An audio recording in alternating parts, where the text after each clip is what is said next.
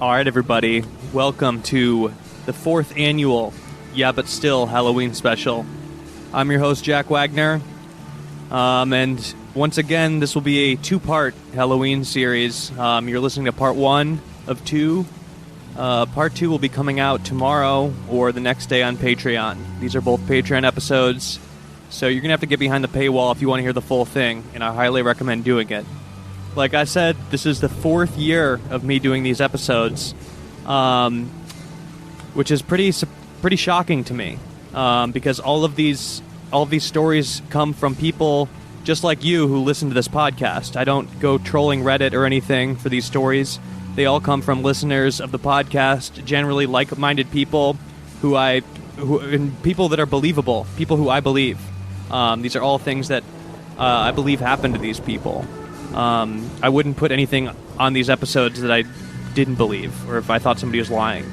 And that's, every year it gets kind of more startling how many submissions we have. The fact that I've been able to do it for this long is kind of startling, especially, I think most people try to be skeptical about this stuff, even if it just helps them go to sleep at night a little easier. But I can tell you, as a person who has to go through through all of these stories and hear all of them every year, let's just say I've had many sleepless nights during the months of October in the last 4 years. So here I am one more time, 4 years in a row. May as well get it started. You're listening to part 1 of a 2-part Patreon series. And without further ado, happy Halloween and welcome to the 4th annual Yeah But Still Halloween special. This is part 1. You think I'm psycho, don't you, Mom? I just killed Johnny's pup. You think I'm psycho, don't you, Mom? You'd better let him lock me up. You know that little girl next door, Mama, I believe her name was Betty Clark. Oh, don't tell me that she's dead, Mama, 'cause I just saw her in the park. We were sitting on a bench, Mama, thinking up a game to play. Seems I was holding a wrench, Mama, and then my mind just walked away. You think I'm psycho, don't you, Mom? I didn't mean to break your cup. You think I'm psycho, don't you, Mom? Oh, Mama, why don't you get up?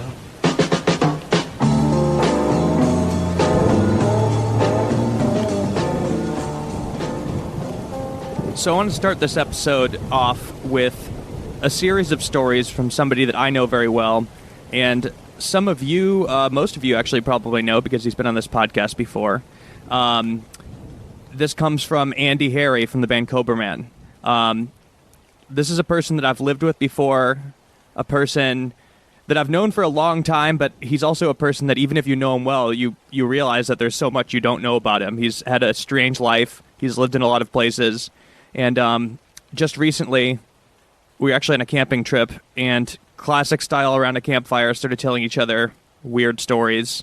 And when it came around to Andy, he started cranking out so many anecdotes of these bizarre things that have happened to him in his life that I've never heard about before. Not all necessarily paranormal, but there's a reoccurring theme to them, and I just say the amount of unusual things and close calls with danger that has happened to him is very abnormal for any human being, let alone somebody that's pretty young. So I wanted to start this episode with Andy. I think you're going to enjoy this. He had a ton of stories to tell me, but I'm going to limit it to just a few. So I'm going to let him take it from here. Hey, what's going on? This is Andy Harry. You might have heard of my band Coverman. We've been on this podcast before. And I have some weird stories. I kind of had a strange childhood. We moved around quite often, which ended up being essentially every region of the country I lived in at one point. Generally, it was for about 2 years at each place, sometimes more. There was even one place we lived, or actually 2 places we lived for 1 year. And part of what makes my stories, I think, a little bit interesting is that I also grew up extremely religious. And because we lived in many different parts of the country, that looked different in every area. In some places, it was a little more youth pastor with a soul patch. And in other places, it was a little more, you're going to hell for listening to AC/DC. And ever since I was little, I felt very sensitive to the feeling of, I'm not sure how to describe it other than a spiritual plane on Earth. And I didn't understand it. And it would really bother me as a kid. And it didn't help that in some of these religious institutions I was in, that fear was really drilled into me. And so throughout my life, I had some experiences that I'm not sure if they were drawn to me or I was drawn to them. But either way, they're pretty crazy. So my first story happened when my family moved to Rancho Cucamonga when I was in 4th grade. We only ended up living there, I don't even know if we were there a year. But, I was always the new kid, and so I was always having to make new friends. And the friends that I happened to make at that time were my neighbors. And it doesn't happen as much anymore, it seems, but back then, all the kids would be outside riding bikes. For a while, all of us kids would like to play hide and seek throughout like the whole neighborhood.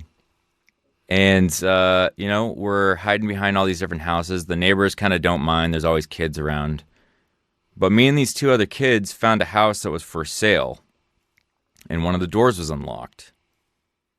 And as we walked up to the house, I had this deep, sinking, heavy feeling that something was incredibly dangerous inside and that we should not go in there. They were kind of calling me like whatever word they call like wimpy kids back then. Wasn't the P word, but it was something like that. Anyways, I didn't care. I wasn't going in there. I talked them out of going in there. I think later that week, the school sent out a flyer that there was an attempted kidnapping. And all the parents were pretty freaked out about this. At the same time, there was a big kind of desert lot behind our development, and we would build dirt bike ramps back there. One day we were back there, and a group of men in a truck tried to coerce my friend's younger sister into getting in their truck. There seemed to be somebody in the area potentially looking to kidnap kids, right? A couple days later, I don't remember if it was a week or 2 later, we got news that the kidnapper was caught, and they found him living in the house that my friends wanted to go into to hide during hide and seek. And that's an example of this sort of deep, unsettling feeling I've felt throughout my life. And, I think a lot of it can be labeled as anxiety, which I do have, but not all the time. And so I'm curious where the line's drawn between anxiety and something else. So yeah, this feeling kind of carried on with me throughout my life, and it still happens. And as an adult, when it happened, I started to become more curious about it. It wasn't until I started seeing a therapist and sort of uncovering this that I got some insight about it. But another example of something that happened is after college, I moved down to Florida with some friends outside of Tampa. My friend's apartment was in a gated development. And if you've ever been to Florida, you know that most people's porches are screened in. There's mosquitoes and bugs and all that. it's a swamp, so they got screens to keep the bugs out, right? So one day, we're all sitting in there. You know, we're all musicians, so we have, like, some gear in there. It wasn't anything crazy, like some pianos, like a couple of guitars or whatever. And this group of dudes, like our age, drive by the house. And I'm sitting on the porch. I think I was, like, smoking a cigarette or some shit. And this guy walks up, and he's like, "Hey, are you in a band?" And I was like, "Yeah." And he was like, "Can we come listen to some demos?" And I was like, "We don't have any," because we weren't really a band. After that, he was like, "Well, do you guys want to smoke some weed?" We're like, "Nah, no thanks." And, like, this person didn't seem like, you know, too sketchy. It was a dude our age. Anyways, it was weird. The guy drove off. We were like, what the fuck is that all about? Anyways, later that night, I think we're drinking and stuff. There was, like, me and a couple other people in the house, but most people had gone to bed. And there was a knock at the door at, like, 3 a.m. So I look outside, look through the peephole. There's nobody there. So I'm like, what the fuck is going on? Like, there's somebody, like, pranking us or something, whatever. So I go to lay down, kind of forget about it. And a week later, I think I had forgotten about the whole thing. We had been partying, so I was pretty drunk. I don't drink anymore, but at the time I was really partying a lot. And I remember I went to bed after a night of partying on the couch. Now, we never locked that sliding glass door that went to the porch because it was screened in. It kind of has, like, this false sense of security, like the screen is there to keep people out. We never thought about locking the sliding glass door. I didn't even know there was a lock on it. It was like a lock that's in the middle of the door. It was like this tab that you flip up. That night, I probably woke up at maybe 4 a.m, and for some reason, in my drunken stupor, I got up and locked the sliding glass door and went back to bed. And that next morning, I woke up and someone had cut the entire screen open and tried to break into the house. So again, it's like this weird feeling of feeling like I'm sensing danger right before it happens and avoiding it. And maybe that was, you know, nature's way of telling me, like, yo, you're not going down the path that you should be going on. And, like, look where this is taking you. And we're gonna give you a break a couple times, but, like, get the fuck out of here.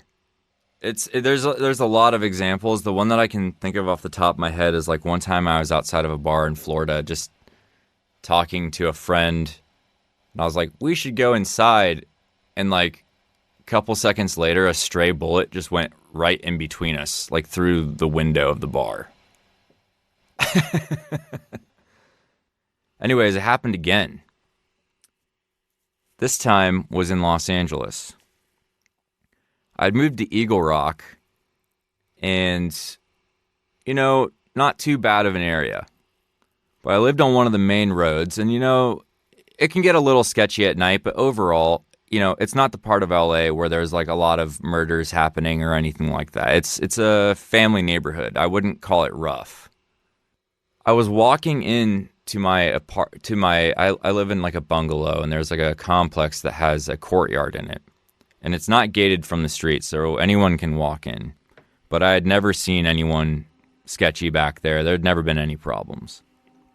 Anyways, it was about 10:30 p.m.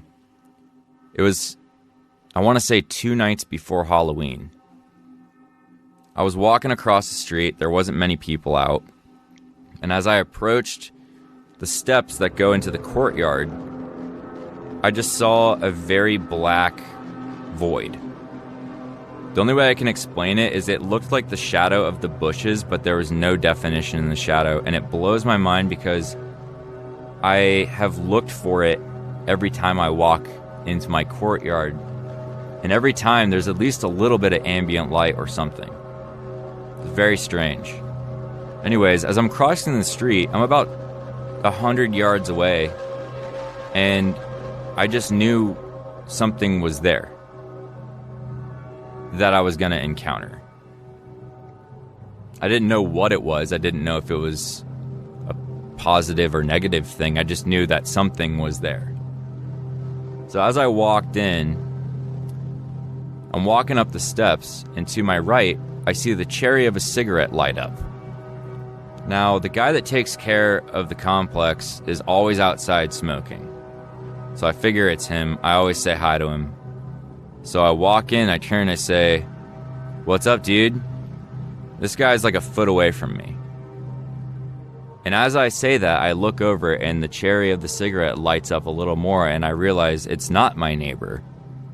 It's a man in a mask with a cigarette in his mouth, wearing a black hoodie, holding something in his pocket.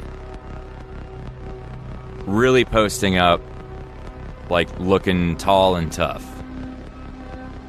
So I just look at him, I say, "You fucking scared me, dude, what the hell?" And I just keep walking, and he mumbled something at me. And in that moment, I didn't have a fight or flight response. I knew that it was someone that shouldn't be there.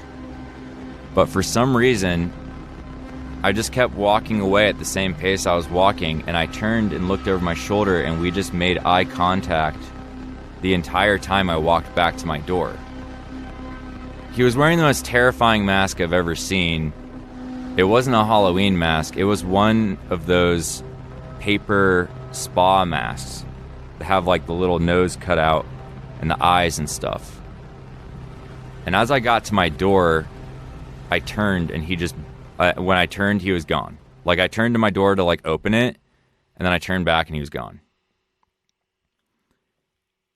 So, 2 weeks later, I see on, like, some neighborhood group or whatever, this flyer looking for this dude who has been robbing, like, I want to say, like, 7 to 10 places around Eagle Rock and Highland Park, and they hadn't catched him. They called him, like, the White Something Bandit or whatever. And I look at the security photo, and it's the same guy holding a gun up to somebody behind a register.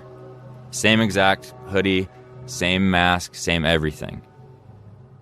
And that guy was out to rob people, and for some reason, he just didn't fuck with me. It did, at the time, like, once I got inside and kind of, like, it all clicked, I was like, you know, that one bothered me a bit. But it was another example of, like, this sort of ominous feeling of danger and to avoid it, and at the same time kind of confronting it. Yeah, I don't know. I can't explain it. I'm sure there's a really easy way to explain it scientifically, but to me, it does sometimes feel a little bit like a sixth sense.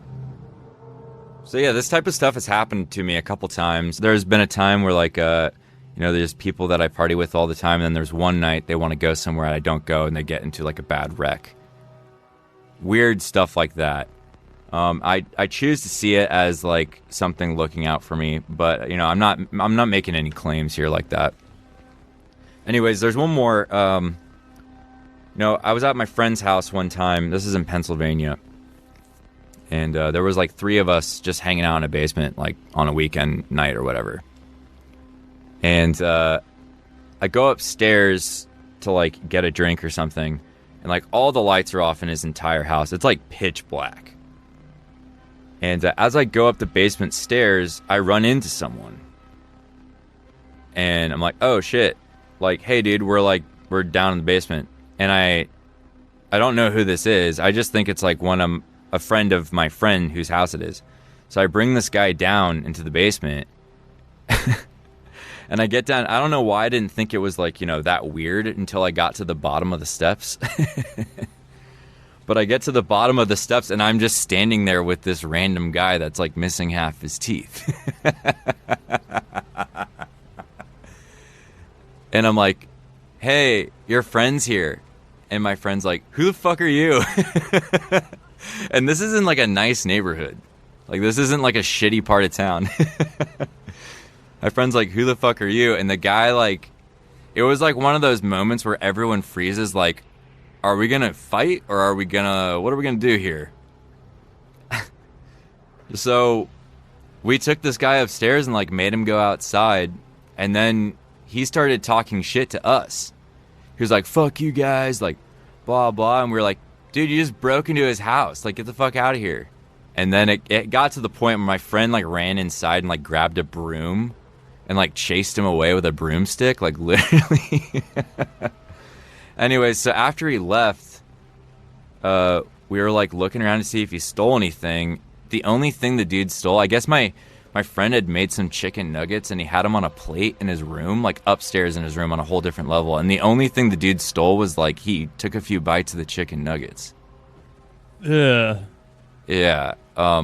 Yeah, and aside from the fact that you seem to be having these premonitions before it happens, you find yourself in so many of these dangerous situations, and you end up getting out of it by reacting in an unexpectedly casual way to this threat, it seems. That's like a theme I've heard. Yeah, and that might be from me freezing up a little bit. I think that maybe on the exterior, though, they don't recognize that, and yeah, I mean, there's like two situations just there where a guy looks at you as a target and they go after you in the dark. Any victim would have been scared normally, fight or flight. Like the last thing they expect is for you to be like, "Yo, what's up, man?" Like just like as if you're expecting them to be there. You know, I think that, you know, people looking to fuck with other people, like they're looking for cues that they can use to control, you know, like I don't know. I'm not trying to sound like I'm like some tough guy, and it really like bothers me a lot of times. I just think that somehow I've managed to avoid these situations by not avoiding them when they happen. It's almost like there's something outside of me warning me that there is danger coming and to look out for it. All right. I want to thank Andy Harry for coming on and telling us those stories. Man, I mean, when he first told me those, I was shocked at how many times he's had a close brush with death or extreme danger that would, you know, either kill him or damage him in a way that his life would be forever changed. And just how many times he's been able to narrowly avoid those situations. And in some instances, I mean, these situations where normally a person would have a fight or flight response, he has neither, and he just kind of reacts as if he's seeing the mailman or something in the face of complete danger. Yeah, it's really strange. So thank you, Andy, for coming on. If you want to look up the articles about the masked man that he referred to, the name was actually the White Masked Bandit is what they're calling him. He was active in Eagle Rock and Highland Park, you know, this time of year, actually, in 2017. So you could go ahead and look that up. Andy had tons of stories. There are so many more that he told me. But we just, you know, we don't have time. I can't do an entire Andy Halloween episode, as tempting as it is. But he had many more terrifying stories and paranormal ones. And, you know, I can't play them all, but I do want to include the end of one for reasons that you'll soon learn. This was the final story that he told me. I'm just going to play like the raw audio of this, including me talking. I'm just going to play a snippet, but for context, this is probably like an hour into our interview, and he's been telling me all terrifying and paranormal stories, and the last one he tells me is the story about Blockbuster when he was a kid, and it was a pretty long story. I'm just going to play the end, but, you know, it was kind of weaving around about Blockbuster and, like, how much he enjoyed watching Mr. Bean videos as a kid and how bad he needed to pee, and, like, I was waiting for it to turn paranormal the entire time. Spoiler alert, it does not turn paranormal. At no point does this turn into a ghost story. It's just a story about him needing to pee in Blockbuster. So I feel like I need to play the very ending of this and let you hear it. So here you go. Anyways, so then I'm like covered in piss, and I was wearing like, I feel like I was wearing like Baby Gap blue jeans. So they were like, it was a dark stain where the piss was. So I went and found my Nana, and I was like, Nana, like, give me the keys to the van. And she looks down and she's like, oh my gosh, you peed your pants. Like, my Nana is just like laughing her ass off and just like saying it as loud as she could. And I was like, Nana, like, shut up. And as she says that, all these people in line turn over and look at me, and they all see that I had pissed my pants. That was one of the worst days of my life. And also, I think I chose Mr. Bean because it was like a comforting thing. I used to love Mr. Bean. I went through a phase where I would watch, I would put on Mr. Bean before I go to bed every single night. I'm pretty sure that I've watched Mr. Bean more than anyone else in the world, and I'm not joking. I mean, this story, it's really funny. I don't know that it's necessarily paranormal. No, it's not paranormal, but it's scary. It was scary for me. That was the scariest thing that's ever happened in my life. Well, thank you. Dude, thank you for telling that. Yeah. All right. Thank you, Andy, for coming on and sharing your paranormal experiences, but also as well sharing that last story about the horrors of needing to pee in Blockbuster. I'm very sorry about what happened to you, and I'm very sorry about how you were treated by the customers of that store and by your grandmother. Look, you have my support, Andy.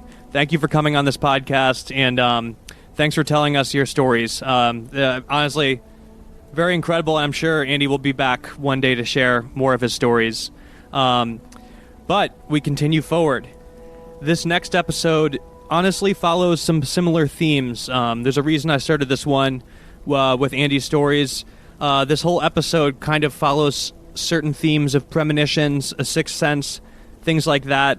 I've honestly got a lot of submissions this year about this, and I'm very fascinated because I do think that this is something that perhaps we'll understand more later in the future. This episode is a quick one. It comes from a listener named Kaylin, and I think I'm just going to let her take it from here. The story is from Kaylin. So my name is Kaylin, and this happened when I was a sophomore in college. So this was like, I think 2016 maybe. And I was home at my parents' for Christmas break. And I had texted my like best friend from high school, just kind of like, hey, like I'm home. We should hang out at some point. Probably like after Christmas when we're done with family stuff and stuff like that. And so we kind of made plans like we'll hang out in a couple days, but I hadn't seen her yet. And we talked regularly, but not like a ton. And I didn't think there was any indication of her having any like mental health struggles or anything at that time. So one night I just gone to bed and I'm in like my bunk bed in my childhood bedroom at my parents' house. And nothing was weird that night. Like I just hung out with my family, went to bed. And I woke up at maybe like 2 or 3 in the morning and just had this like horrible feeling in my stomach. Like just like horrible, and I was like kind of lightheaded and my ears were ringing. I just felt like sick, and I was so worried about my friend, and I like just had this like awful feeling like something really bad is happening. It felt like there was just like a ball like in my stomach, just like hard, like, and just so sick, and like I was like my face was really hot, and like I just felt like, but I mean I also like have anxiety, so I didn't, I wasn't like, I don't know, I was really freaking out, and I just felt horrible, and like I really thought that she had like attempted suicide, or like I didn't necessarily have like a feeling like, oh, like a vision or like imagining her doing it. I just had this like horrible, like I think that she is like dying, which like felt kind of insane, and I was like, am I just like having a panic attack? Like I don't know. And so I'm kind of like thinking like, what do I need to do? And would it be insane to like text her mom, or like do I go to her house? Like I'm freaking out, but I also don't want to seem insane. Like if it was nothing and I like texted her mom like, hey, I think that your daughter is suicidal, like I'm friends with their family, they would probably think I was insane forever. Like I didn't want to like blow things out of proportion, and I didn't have a car at this point, so I couldn't just like go over there and knock on her bedroom window or whatever.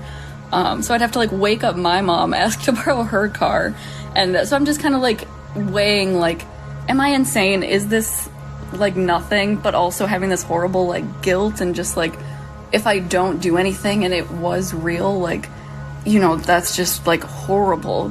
And I've texted her several times like, are you okay, what's up, like thinking about you, and my texts weren't delivering. We both have iPhones, and they weren't like sending.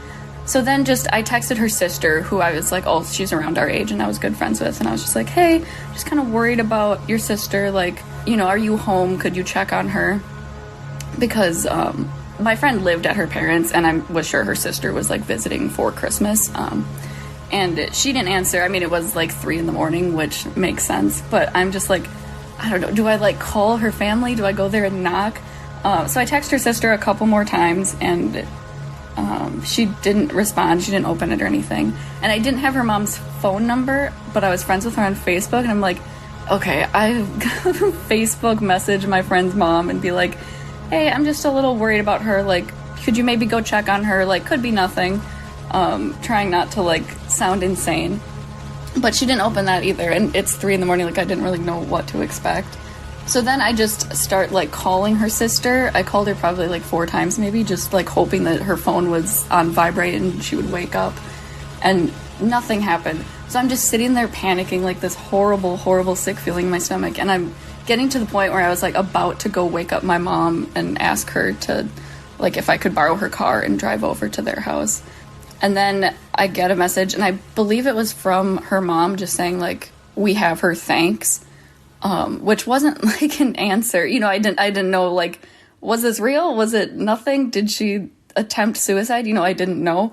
But I also didn't want to bother them if it was, like, something really serious.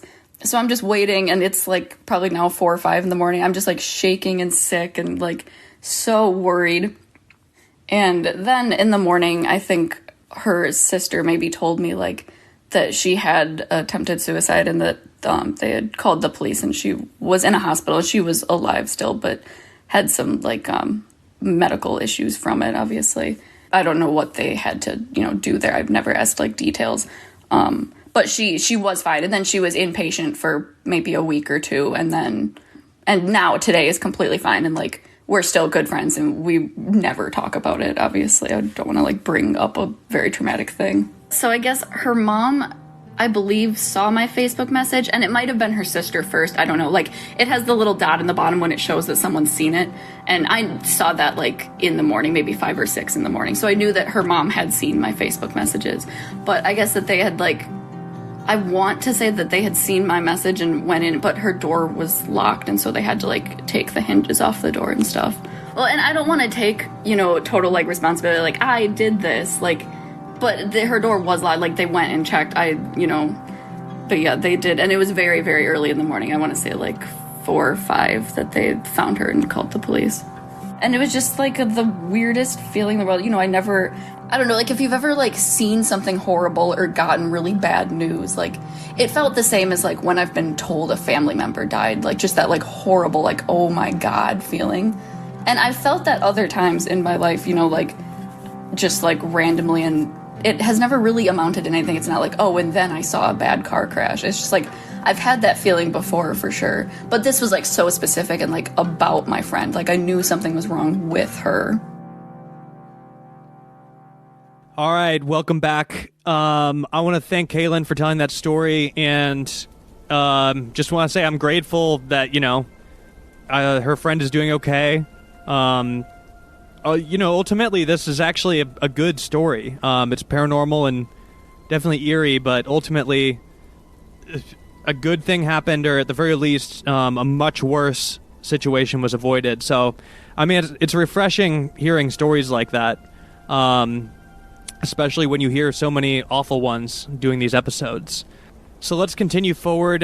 This one's going to be a little different. This comes to us from a listener named Christian. This is a little bit more of a classic ghost story, or somewhere in between. A lot of these never quite fit into a neat box, which is the way I like them. But I'm going to go ahead and let her tell the story for herself. Once again, this story comes from Christian. My name is Christian. I'm from Portland, Oregon. And this is my story. So, one night in July of 2016, I was seeing a movie with my friends, and it was one of the first few times I had, like, been around people in over a year, because I was like 2 weeks out of what I now know is an abusive relationship. It was, it was really bad. And I had gotten out of it, and I experienced this, like, intense sense of, like, freedom and I was feeling very, like, lost. And at the time, like, I'm 2 weeks out. There aren't a lot of other feelings to feel. When you're in that situation, you don't feel like you're ever going to get out. And at the time, like, I had no idea that any of what was happening to me would be considered abuse. Like, I was 19. And it was my first time in that type of situation. So as the weeks went by, I started to reconnect with friends that I had lost contact with and become like a person again. And it felt so much better than what I had been in. But there were also these feelings of like fear and like not knowing what was going to happen and just like really not understanding that what had happened to me was like a bad thing to do. And so when I finally figured it out, that like spiraled into all of these other like horrible emotions on top of the feelings of like freedom and relief. And I was a few days from kind of like coming to terms with what had happened to me and starting to like tell people about it. So we were all going out just to have fun and see a movie. We were seeing Suicide Squad. And at the end of the night, I'm on my way back to my place. I was 19, I was living with my parents, and we lived in this apartment complex that was like down a long hill. And at the bottom of the hill, there's this road, and it's really dark. There's no street lights, nothing. One side is just like woods, and the other side is like a cliff face. So you can't really see much. Headlights don't really do much either. And I was always kind of like afraid of it. It was just like so dark. I never knew quite what to like make of it. It just gave me like a weird feeling. So I just like had music on. I was like singing along, and out of nowhere, I feel like my hair being pulled. And it wasn't like a subtle, like maybe something was moving it, maybe like it was the AC or something. It felt like something was pulling the back of my head as hard as they could. And it was such a sudden like movement that my head like pulled to the left towards the driver's side window, and I like looked at the window and had to physically stop myself from hitting it. And the like result of the movement made me like jerk the car. So I like swerved into the other lane. I fully thought a person had grabbed my hair because it was just on one side of my head. Felt like someone had used their hand to grab a handful of my hair because it was just like the ponytail part of the hair too. They didn't like grab my head or anything, and it felt like someone had just yanked it. It was the weirdest feeling because I've had my hair like pulled by someone before. I know what that feels like, and it felt exactly like that. As soon as it happened, I like freaked out and I didn't know what to do. So I just like smashed the overhead light on and like pulled my car like to the side of the road. And I looked in the car thinking that maybe someone had gotten in with me when I wasn't looking, or like something happened. But when I looked back, there was no one in the car. So I just drove home. I drove with the light on the rest of the way because I was so scared. And when I got home, I thought, okay, like that couldn't have been anything. There was no one in the car. What could have happened there? And so I checked to make sure that like my hair hadn't gotten caught in the seatbelt or something. But like my hair was up in like 2 pigtails and it was short. So there wasn't any way that it could have like reached back there or like gotten caught under the headrest or anything. So I just like never really thought much about it other than like, oh, it's like I'm safe, so nothing bad happened, you know?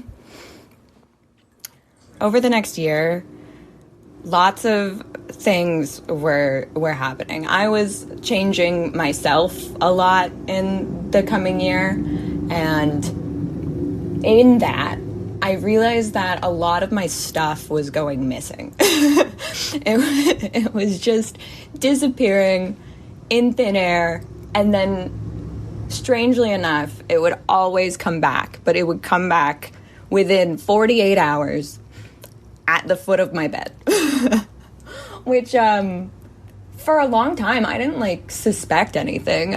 It was always small stuff to begin with. It was headphones or a sock or just strange small things that I'm oh, I probably just misplaced it, you know? But the one thing that really sticks out to me that I lost was a jacket I wore every day. And this was a jacket that I wore every single day. So it was weird when I didn't have it, and I knew where it was at all times. So I went to go get it, and it was nowhere to be found. And I was where could I have possibly put it in the 30 minutes since I've gotten home from work? So I tear apart my room, nothing. I have no idea where this jacket is. So I am okay, I probably either left it in the car or left it at work. No big deal, I'll get it tomorrow. So I go to work the next day. It's also not there. And I come home, and it is just gently placed so beautifully at the foot of my bed. And yeah, to this day, I have no idea how it got there. But that's when I was okay, maybe these other things were not so simply just me misplacing them. Maybe there is something going on. I don't know if something is messing with me. I have no idea, but that's weird, and it's weird that it happens with so many things so many times. I had all of these things that, stuff I wouldn't forget. It was, nicotine gum. I was going to quit smoking. Who would take that? Why would I forget that? A book that I was currently reading, my favorite pair of jeans, a hairbrush, my makeup bag. I know it sounds strange and very normal to lose something and not see it at first and then go back and it's there. But this wasn't like that. It was in a place that I knew I had checked and that I knew it couldn't be. So this is a couple of months after I moved to Portland. So after 2016, a couple of friends and I decide that we want to move to Portland, and yeah. So we've been there for probably 2 or 3 months, and I have these 2 roommates and this boyfriend. And one of my roommates, I'll call her Anne, she was house sitting for a friend on the other side of town, and she was about 45 minutes to an hour away. And the other roommate, Sean, had to go to work, and we were gonna go grab some food before I took him to work. And then my boyfriend at the time, whose name will be James, he was there with us. We were all friends, so we were hanging out. And so James, Sean, and we go to grab some food and then take Sean to work. When we get back, James and I notice that the dog is losing her mind. So this is our roommate Anne's dog. She was acting very strangely. She was barking more than usual. Her tail was kind of between her legs. She was running around in circles. She was whining a lot. She just seemed like she was in distress. And so we take her out, and she seems like she's fine again. We think that's the problem. And so we go back up to our apartment, and I go to put my jacket in my bedroom. And I come out, and from my bedroom, I can see all the way down the hall, and I can see into both of my roommates' bedrooms. And I notice that there is a light coming from Anne's bedroom. And I'm like, oh my God, what is that? So I walk in and it's a candle. And I'm thinking, like, how did we leave a candle burning for 24 hours? Because at this point, she'd been gone for a full day. She was going to be gone for another one.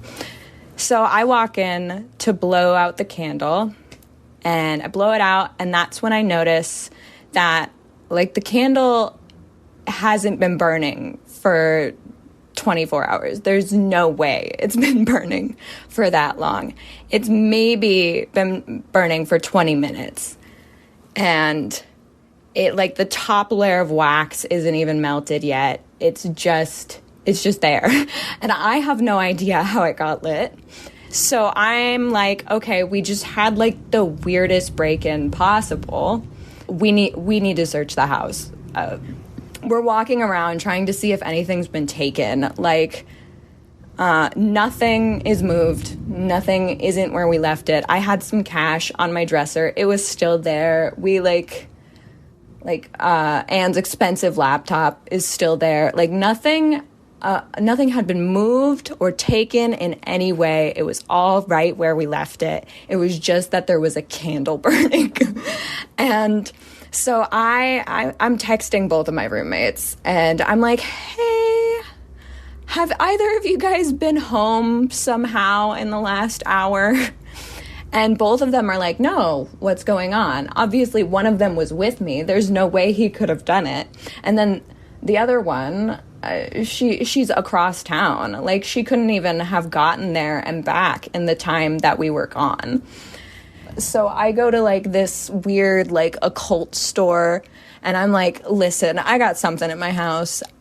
What do I do? And they're like, have some sage, go cleanse it. So I cleanse the house, and everything seems good. Like, it seems like it's going to be fine for a while. So I start cleansing the house every other month just to keep it out. So this was the next year, so I have different roommates now. And my room in this house was like a converted office. So it had, like, these frosted glass doors. It was right off the living room, and I had, like, curtains up, but you could still, like, see, like, silhouettes of me. Like, if I was in the room, you could see me in it. You couldn't see what I was doing, but you could, like, see my shape.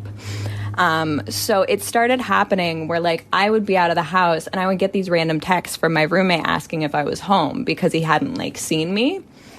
And I'd be like, no, I'm not at home. And he's like, there's literally someone moving around your bedroom right now. I can see them. And so I'd ask him to, like, go in there and check because I certainly wasn't in the room. And every time he did, no one was there. So that happened to him probably 4 or 5 times. So I started cleansing the house again because I thought I had rid myself of this. I thought maybe it was, like, connected to, like, my old place or something. It was July of 2019. I get home from work and I go to grab my stuff. I can hear my roommate in her room just, like, doing something. And it's not raising any alarm bells or anything. So I grab my stuff. I check the apartment. Everything's fine. The door is not open. And I leave to go to this party. Later on in the night, I get a text from my roommate asking who left the balcony door open. I'm like, I didn't leave it open because I was there for a few minutes, but I didn't leave it open. You probably did because you were home. And my roommate is like, no, I wasn't. I just got here. No one else is here. And I was like, I definitely heard you. Like, you were making, like, they were making loud noises. I just assumed, like, I don't know. It kind of sounded like someone was, like, moving something or something. So I just, I figured, like, maybe she was, like, going through her closet or, like, something. Because it wasn't quiet. I could hear it all the way from the front door. When I got back there, nothing was taken, same as before, a year before. It was, everything was in the same place. Nothing valuable was taken. You would have no idea that that door was wide open, because that's what he said. He said it was wide open. So, yeah, this is just, it's a bunch of, like, small stories. And I've talked to, like, a couple of people over the years, and everyone has, like, a different answer for me. There was one woman who said that it could be, like, because I was going through, like, a tumultuous time in my life before things started happening, that like, opened me up, which seems to be, like, the most accurate so far of what I've heard. So yeah, I don't really know what else to make of it. All right, Christian, thank you for that story. I mean, it was long ago, but you know, I'm glad to hear that she got out of that relationship with the abusive ex. I'm not sure if anybody else was thinking this, but I certainly was, at least for a minute. And I asked her if she thought there was any chance that all of those times she heard somebody in her house was actually that ex-boyfriend following her around. And she assured me that, well, the hair pull could not have been him, and that's the biggest one, but she assured me that was most likely not the case. But she also said she would rather have the ghost than that be true. And I tend to agree. I would rather have the ghost too. So thank you again to Christian for telling that story. This next one is very interesting. This comes from a listener named Maylin. And when I saw her email, it really stood out. It was, first of all, a long one. And she's had a series of things that have happened to her throughout her entire life that may be connected to each other, maybe not. This was a strange one. I always enjoy the ones that like don't quite fit into a neat little box, you know. And I'm pretty sure Maylin doesn't even know what to think of this either. In fact, I think this is one of the first times she's told anybody really the whole story she told me. So yeah, I'm very happy to have Maylin here to tell this story. I want to give a special shout out to Brian Robert Jones, friend of the pod and of the band Vampire Weekend, for actually editing this next segment. So thank you to Brian, and I'll let Maylin take it from here. Hi, my name is Maylin. I'm 21 from LA, but I currently live in Chicago. And these are, I guess, my experiences with the supernatural. It's kind of started when I was around maybe 4 years old. The very first thing I can recall is just the fire department used to come around the neighborhood pulling around like Santa Claus so like little kids could come out and tell them what they wanted for Christmas. I was waiting for him to like get to our block when I see this like glowing white figure just kind of looked as if like someone was like walking on the moon and like kind of floating and bouncing. It was shaped kind of like a human, but it not quite enough detail to like where you could see like legs and arms. It was just kind of the general shape of one, but you could like see kind of, I guess it looked like it was walking, but it was bouncing at the same time. It was just like this pure white glowing object. And then all of a sudden it disappeared.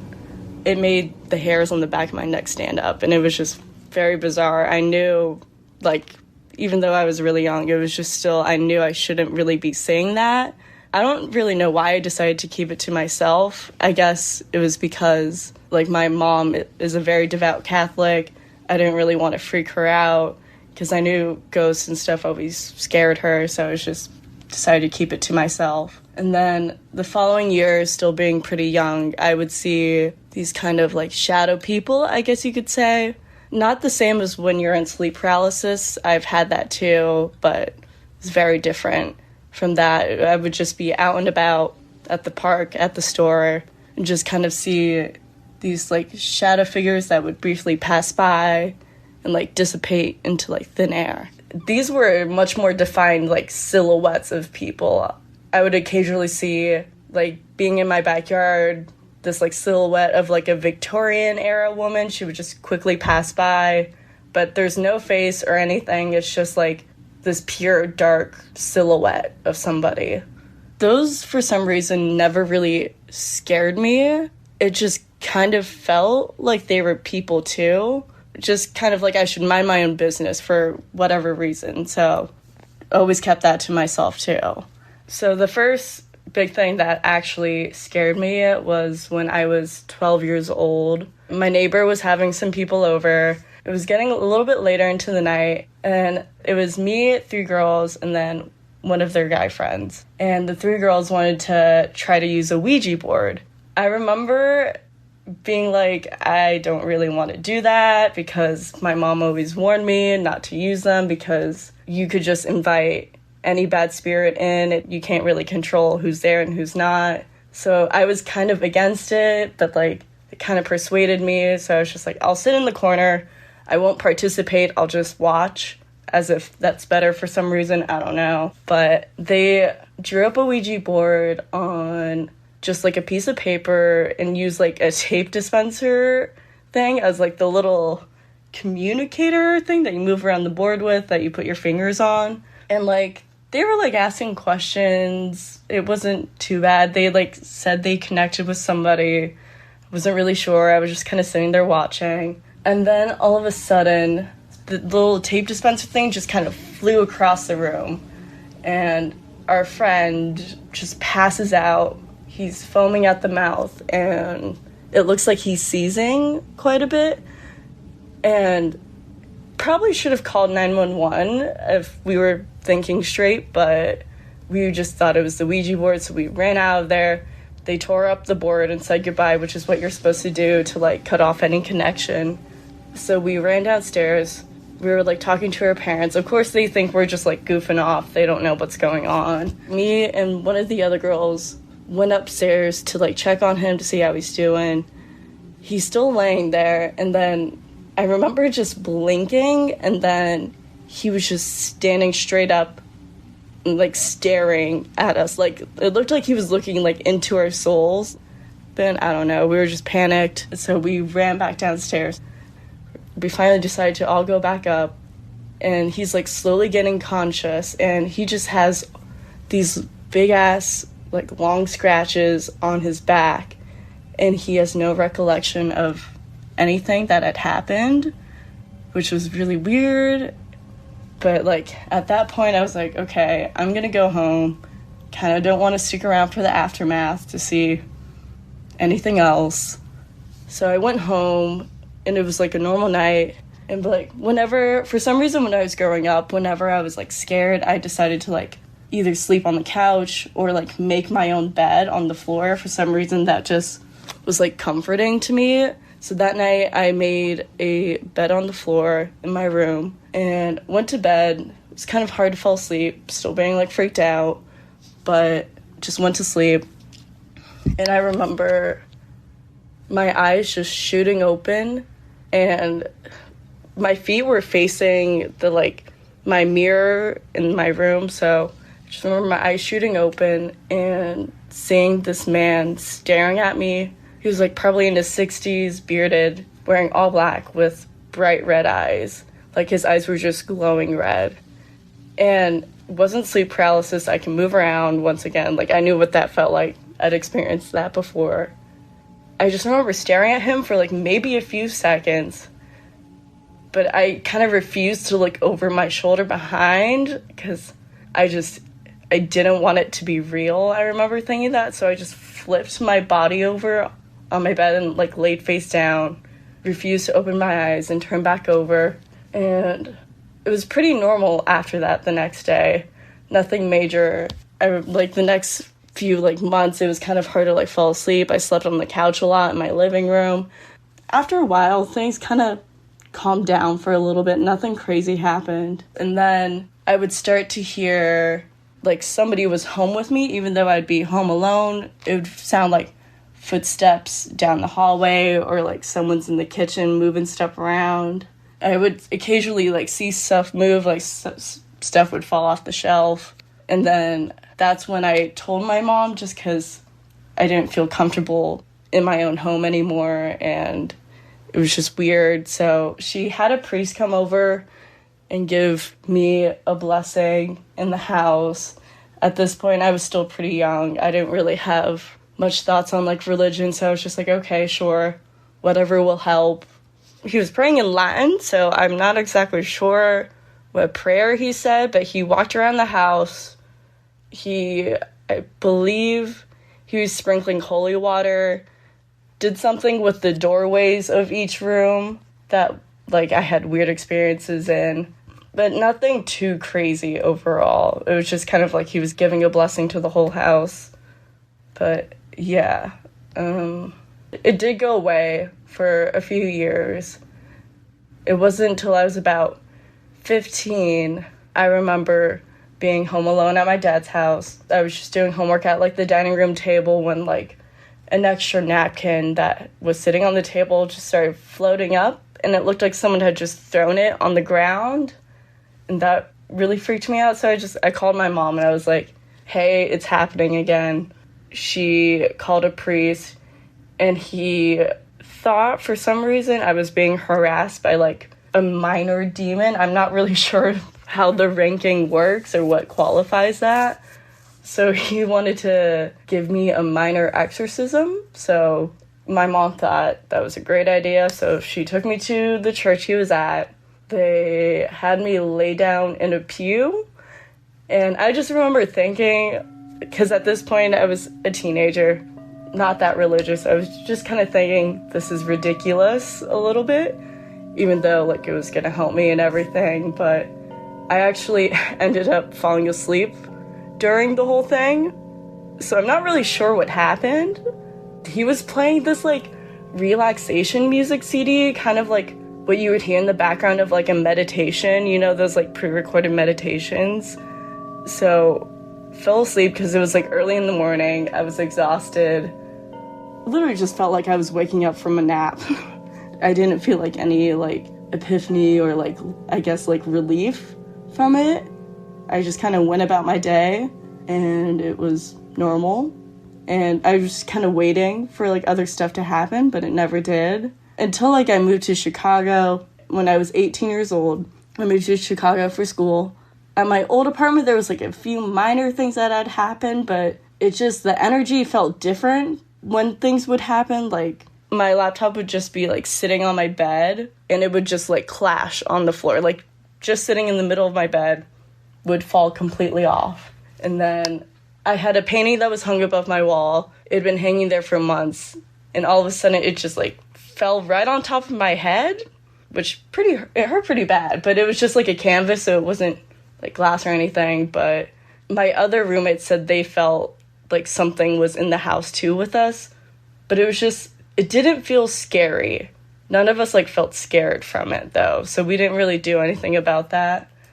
I hadn't experienced anything crazy since the man with the red eyes, basically for almost 10 years at this point. It was 2020 now. I went to Thanksgiving at my friend's house in Buffalo Grove. I just wanted to stay behind in Chicago for a little bit. And Thanksgiving was great. She showed me the room I was going to sleep in, which was in the basement, completely renovated. It looked like completely normal, except the bedroom itself had a very off vibe to me. I don't know how to describe it. It didn't feel right. So I ignored that.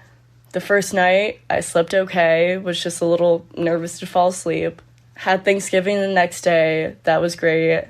And then the next night, I fell asleep and I was stuck in this dream for, it felt like 2 weeks time total of like full days would pass. And I was aware that I was dreaming. I wouldn't say I was quite lucid dreaming yet because I couldn't fully control what I was doing. But I just remember I kept telling the people I was with, I have no idea who they are in real life. It's nobody I know. But they would just keep saying, no, you have a few more days of vacation. you're fine to stay here. But I didn't feel like safe in the dream. So I remember one point where I was by the sea cliffs. I threw my body off of it because I knew the shock of it would just kind of jolt me awake, because you can't necessarily die in dreams, I guess. That's just what I've heard, but it worked. And except I woke up in my apartment in Chicago and not at the house I was staying at.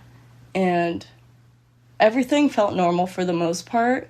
I was just on my phone, and then I decided to go get coffee. So I got up, walked to my kitchen. All of my roommates are there making breakfast. Some of their boyfriends are there.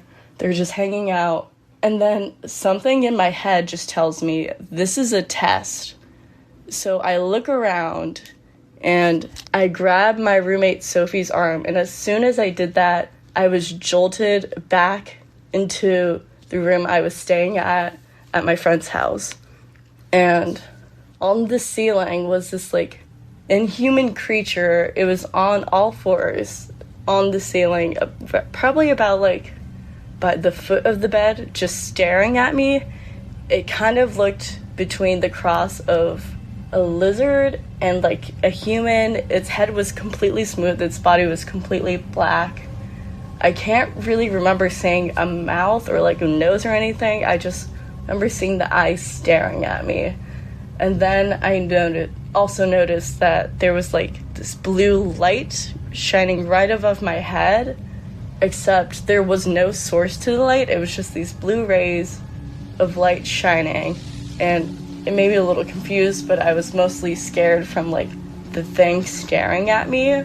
So I just flipped my body over again. I didn't want to test interacting with it or anything, so I just flipped my body over and closed my eyes and just kind of waited till I fell back asleep again.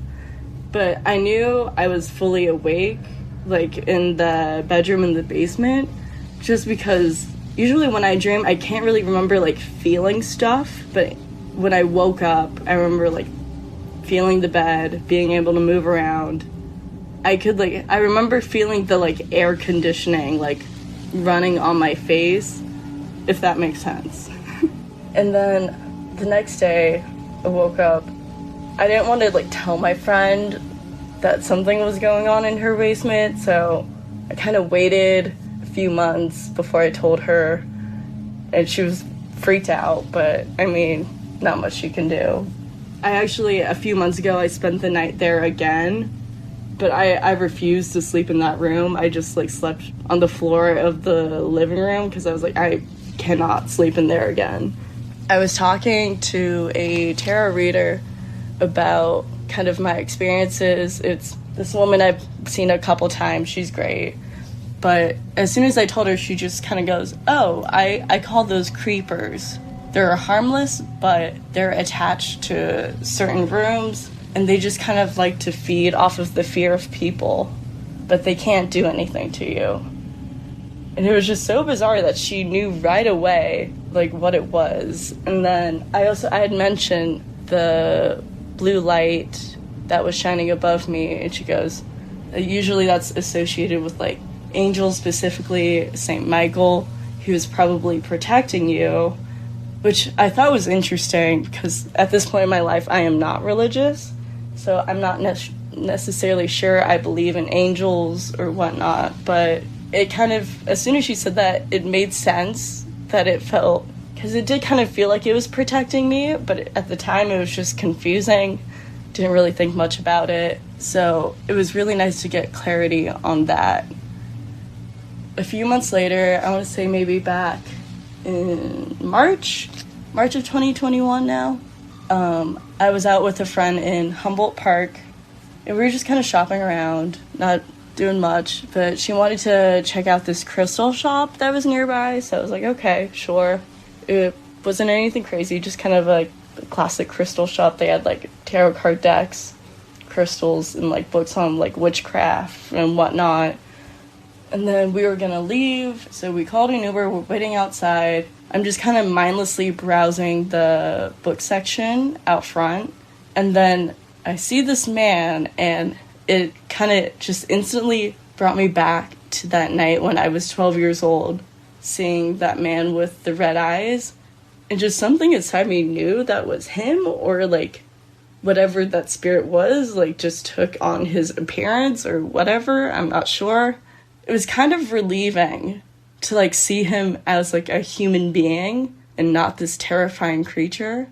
It just has given me, I guess, a lot of relief. And since then, I haven't really been scared of like, I guess, of what could happen or like future experiences with the supernatural or whatnot. I don't know. But that's my story. I guess nothing really else has happened since then. To be honest, I still occasionally get some whispers in my ears from time to time when I'm alone. It's always shocking, but I don't really get scared anymore from it. It'll just it literally sounds like someone just like whispering in your ear, just like a short word. Sometimes it's literally just like hi, or it'll be like stop. I don't know what it is, but it'll just happen occasionally, kind of wherever I am. I just usually just try to brush it off because I don't know what to do. But yeah, I guess overall, I don't know why these things happen to me. I was talking about it with my roommate the other night. She goes, "Why you?" And I'm like, to be honest, I have no idea. This is just, I guess, what I've been born with. My mom has always said that it's the youngest girl of the family that's the most susceptible. And I'm the youngest out of 4 kids. And my mom's little sister has had plenty of experiences herself. None that she's really shared with me. I just know she's experienced things. So that might be it, might not be it, but I just know it's something that happens to me. I just kind of live with it now, I guess. I think I'm lucky that it's not something that really torments me, because I know other people have dealt with that in that case, but yeah, I don't know. All right, welcome back. I want to thank Maylin for telling us that story. That one was a doozy, a lot of twists and turns. Many lessons to be learned there. First of all, if I've learned anything from doing these Halloween specials, it's don't even mess with a Ouija board at all. I think there's nothing good that's going to come from playing that game. I don't even think it should be a game. It's weird that it's sold in a toy store. But yeah, don't play with those things, folks. But yeah, thank you to Maylin. She also sent along the picture of the guy she saw in the bookstore, and it's a very, very creepy looking old man. I'll see if I could attach that in the info section of this episode. And I also told her she needs to track down that book because she didn't write down the title. But I told her that's her assignment, is to try to figure it out. So thanks again to Maylin. Thanks to Brian Robert Jones for editing that one. And we're getting close to the end, folks. This is going to be the last story of the episode. And then part 2 will be coming out most likely tomorrow. Stay tuned. This next story, our last one, comes from a listener named Eli. It was submitted extremely late. I'm not kidding. This is going to be inserted into the episode like minutes before it goes up. But I thought it was a good one. It was worth recording. And this is not a paranormal story, but it is a scary one. And yeah, I'm just going to let Eli take it from here. Okay, so I'm Eli, and this story takes place in Madison, Wisconsin in March of 2019.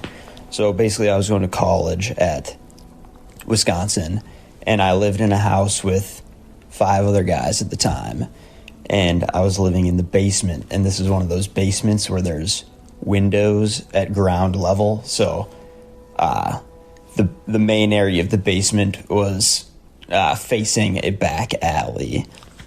And so this particular evening, the other 2 guys that lived in the basement were either at a girlfriend's place or out of town. So I was the only one down there. And one night it's about 1 a.m., I was staying up kind of late, and I went to go take my headphones off. I was ready for bed. I was just, chilling in basketball shorts and a t-shirt. And I hear something at my door, kind of like at my bedroom door, kind of like the doorknob was rattling.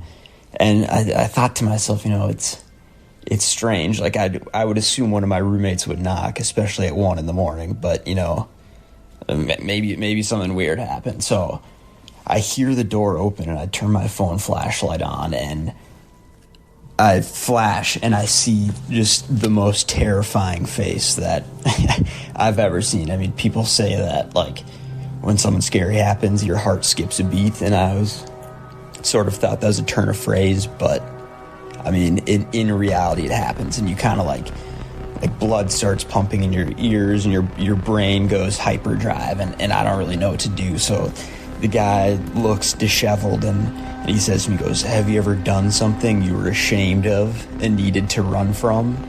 And at that point, I was like, oh, God, this guy's on the loose. I mean, who knows what he could have done? Who knows, like, what he's up to? And essentially, I'm trying to talk him down. I don't want to aggravate the guy, so I say, nothing you've done is that terrible. Like, I'm sure, like, something can happen, It really, it is just, like, sort of a blur in my mind, but I try to talk the guy down.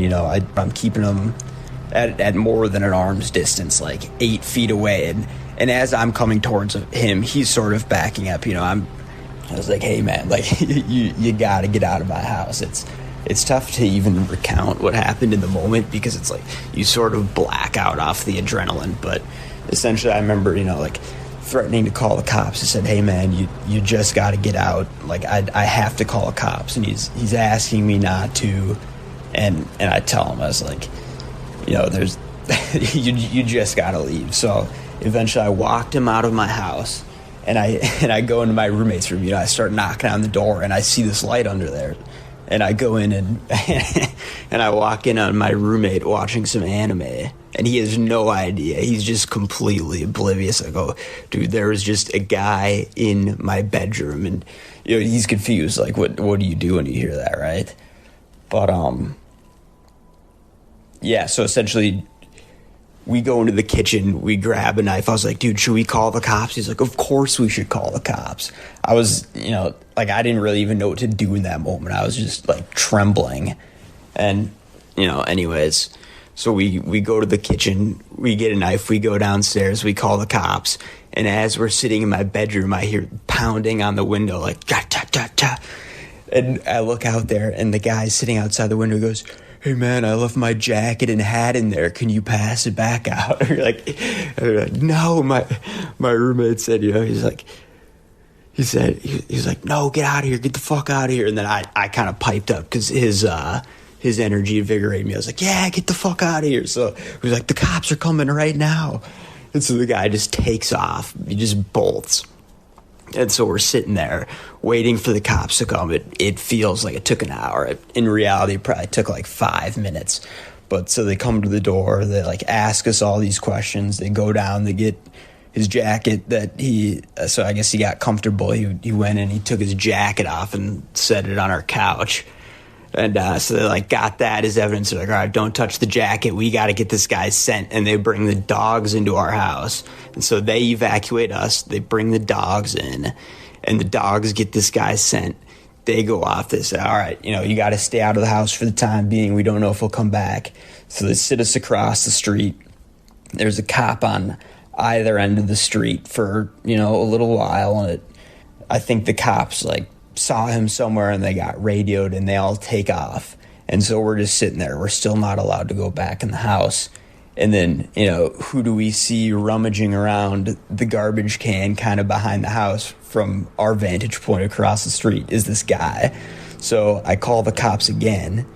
Like, a minute passes by, and, like, 6 cop cars come flying down the street. After, maybe another 30 minutes, they catch the guy. They stick the dogs on him. They find him hiding under somebody's deck, like, 2 blocks away, and they get him, and we're able to go back. But, by that point, it's so crazy. It's like, when that sort of a thing happens to you, like, I was just shaking. There was no chance I was going to go to bed that night. And so I turned to none other than the Broth channel on Discord. And I posted, I just mentioned, a couple people a couple hours ago, like, holy shit, like, I cannot believe that happened. Are you okay? I stayed up the rest of the night, and I was able to make it to work and in my class the next morning at like 9 a.m. But as the spring went on, I would follow this guy's court case because it's just public information. And so I would go in and see it, and actually he'd broken into another home, this time a woman's home, also on the same college campus, and she woke up to him standing naked over her. So this guy was like an absolute freak, and, to put it lightly, let's say. I mean, even to this day, it's like when you're when I'm alone in my house, and then you hear a noise, it like every so often you see that face in your head, it flashes back. Because I mean, when you're alone at night and you hear a noise, what you're imagining in your head is this, terrifying killer or creep, or this, face hidden in the shadows. And I mean, when I turned on the light, that was actually what I saw, which was crazy. I mean, it was just, I showed you the picture of the guy, but he's not a friendly looking fella. He has like bags under his eyes, truly like a ghoul of sorts, I will never forget the moment I turned the flashlight on and saw that face. It was just the purest moment of terror and dread. I can't even explain it to you.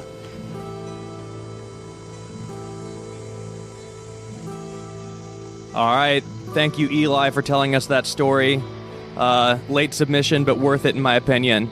Also, special shout out to the Yeah But Still Discord, specifically the Broth channel at the end of that story. Shout out to the Discord in general. Thank you guys for being there in Eli's darkest hour, being a safe haven in a time of need. And Eli, I'm glad you felt compelled to reach out to the community of our podcast in a dark time. So once again, thank you for telling us that story, Eli. I'm glad we were able to squeeze it in. That's a particularly spooky one, I have to imagine. It's one of the many things that when you wake up in the middle of the night and need to go to the bathroom, or if you're walking into a spooky basement or something, that's like the type of shit your brain just compulsively thinks, the type of thing you're compulsively afraid of. You have to tell yourself, like, no, shut up, like, that doesn't make any sense. You're not going to see a terrifying old man when you turn on the lights. So having happened to Eli, I have to imagine it's hard to put that away. You can't really put the toothpaste back in the tube in that department. So good luck, Eli. I hope that never happens again. But anyway, that about does it for this episode. Part 1 of 2. Stay tuned. Later this week, we're having part 2 will be dropping. I want to give a special shout out to Brian Robert Jones for editing several of these segments. Thank you so much.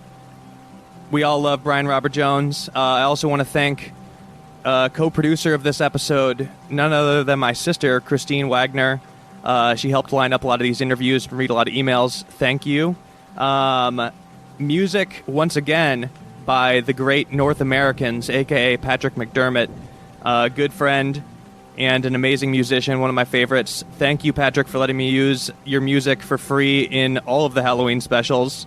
I'm a massive fan. Check out his music. He also has a show coming up in November in Los Angeles, if you're here. This year's theme song is by Jack Cattell, and that about does it. Thank you so much for listening to Part 1. Stay tuned. Part 2 dropping later this week. Thanks for listening.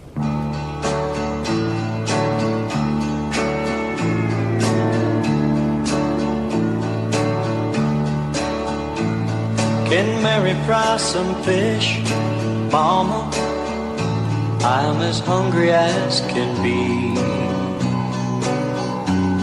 Oh Lordy, how I wish, Mama, that you could keep the baby quiet, 'cause my head is killing me.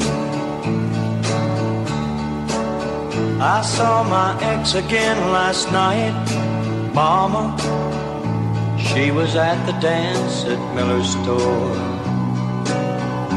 She was with that Jackie White. Mama, I killed them both, and they're buried under Jenkins' sycamore. You think I'm psycho, don't you, Mama? Mama poured me a cup. You think I'm psycho, don't you, Mama? You'd better let 'em lock me up. You think I'm psycho, don't you, Mama? I didn't mean to break your cup. You think I'm psycho, don't you, Mama? Oh, Mama, why don't you get up?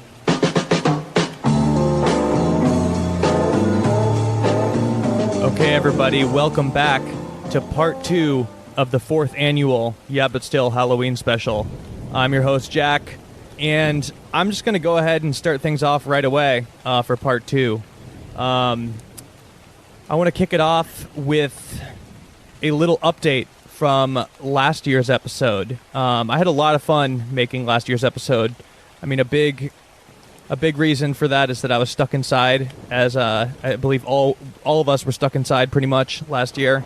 So there was a lot of time to go extremely deep, maybe even a little too deep, on Halloween stories.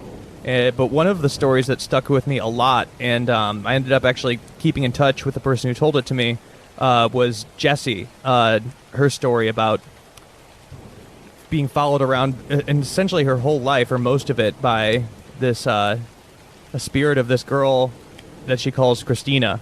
I'm sure, I mean, if you heard last year's episode, I'm sure you know the story. And if you haven't, I recommend going listening to it because it's one of my favorites. But yeah, I've kind of kept in touch with her, and this year I decided I should check in with her and just see if there's any updates since last year, since this is kind of an ongoing thing. And honestly, I was hoping there weren't any updates for her sake, but unfortunately she does have a couple. And I did a Zoom call with her, and I'm just going to go ahead and play you guys this Zoom call with us. I thought you would enjoy it. Check it out. This is the conversation I had just recently with Jessie. All right, so I have here with me a returning guest to the Halloween special, Jessie from last year, who I'm sure everybody remembers. Had probably the longest story, and probably one of my favorites of all of the Halloween specials. Back for, unfortunately, some updates. Yeah. I understand that there are some updates. Am I right? Yeah, a few updates. Nothing really that honestly has anything to do with the first story, though, which is kind of crazy. Christina's not back? Christina, no, she hasn't really made herself present. So do I think that she's gone? I don't know. Do I think that she's still around? I mean, it's really just kind of up in the air, but nothing that has anything to do with her. I mean, obviously, when we had spoken before, when we did the Patreon, we had talked about, the little things that had happened after the podcast, at my parents' house and stuff like that. So I do think that she's still here. I just don't think she's really making herself as apparent as she used to. Wait, can you remind me what happened at and also for the people who didn't hear when we did that live chat, like what happened at your parents' house with Christina? Yeah. So this is kind of, so this is kind of crazy. We were at my parents' house, and this was very shortly after I had done the first podcast with you.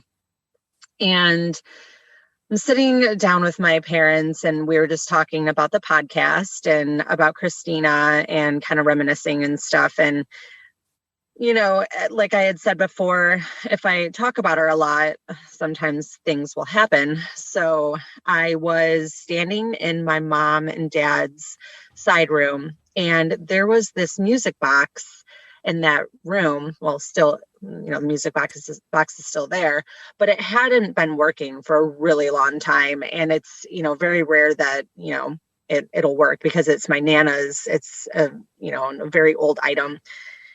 And I'm standing there and we're talking, and all of a sudden we hear a few like musical notes play. And I'm like, what was that? And she's like, I think that was the music box. And so we go and we look at the music box, and there's like little people on it dancing. And when the music box is working, the music plays and the little people dance around in a circle. And the music wasn't playing, but the little people were moving. We were like, that's weird, because that music box hasn't worked in a really, really long time. So that was very strange. And so, the end of the night happens. And at the time, it was just myself and my son, Landon, because my husband had been out of town. So I was about to leave. I was packing up Landon's stuff, and I decided I had to go to the bathroom, just before leaving. And I went into the bathroom that a lot of people just don't really use. And especially if it's just three of us at the house, it's really rare. And I opened up the door, and the hot water was running on full blast, and the entire room was completely fogged. And I was like, oh my God. I'm like, Dad, Mom, like, who was in here last? And my mom's like, I wasn't in there. My dad hadn't been in there. I didn't go to the bathroom in there throughout the entire day or night that I was at their house. So that was weird. And it's like these little tiny things that were happening that we were just kind of like, And, of course we'd be like, oh, Christina, she's messing with us. So I ended up driving home, and I get into the house again. It's just Landon and I. And when I go into the house, I go through the garage, and there's a screen door, and there is just a normal, locked door that you can, like a deadbolt door. And I go through both doors, close the door, get Landon all situated. And all of a sudden, and at this time also, the garage door itself, was closed. So it's not like the wind could have been going through the garage, nothing like that. And all of a sudden, the screen door slammed open and shut like 3 different times. Like somebody was just like taking it and slamming it up against the door. It was wild. So that was super creepy. And you better believe that entire night I was not sleeping very well, because Bob was out of town. I'm by myself. And I just like kind of had this feeling that like, okay, she knows, like she's just giving me a sign, like saying like, yeah, I heard you talking about me, That's so crazy.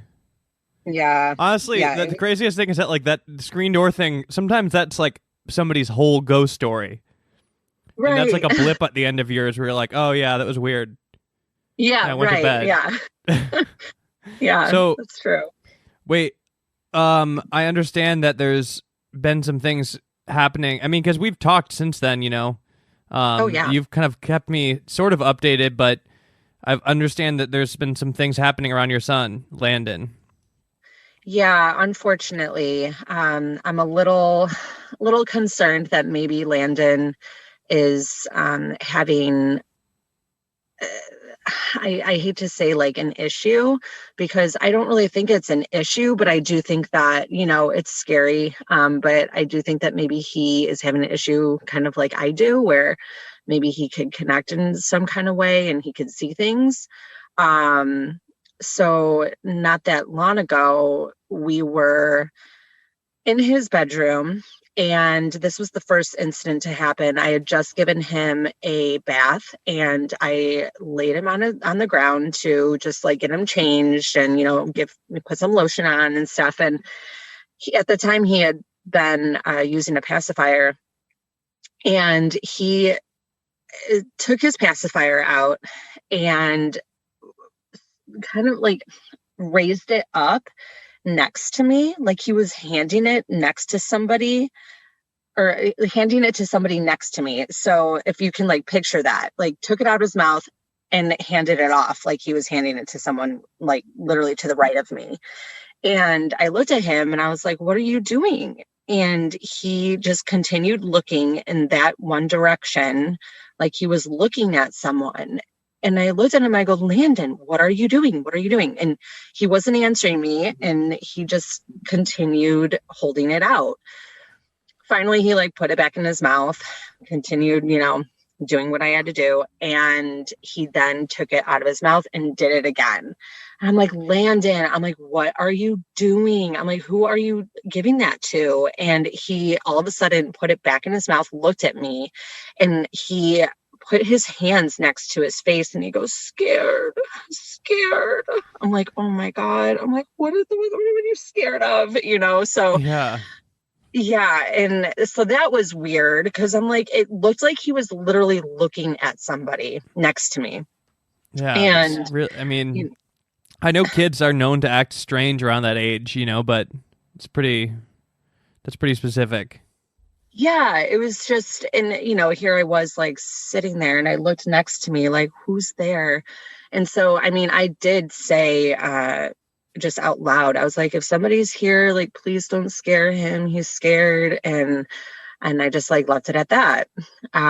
So that was the first incident to happen. And then not long after that, I woke up to him crying and I walked into his bedroom. This was like middle of the night, around 3-4 in the morning.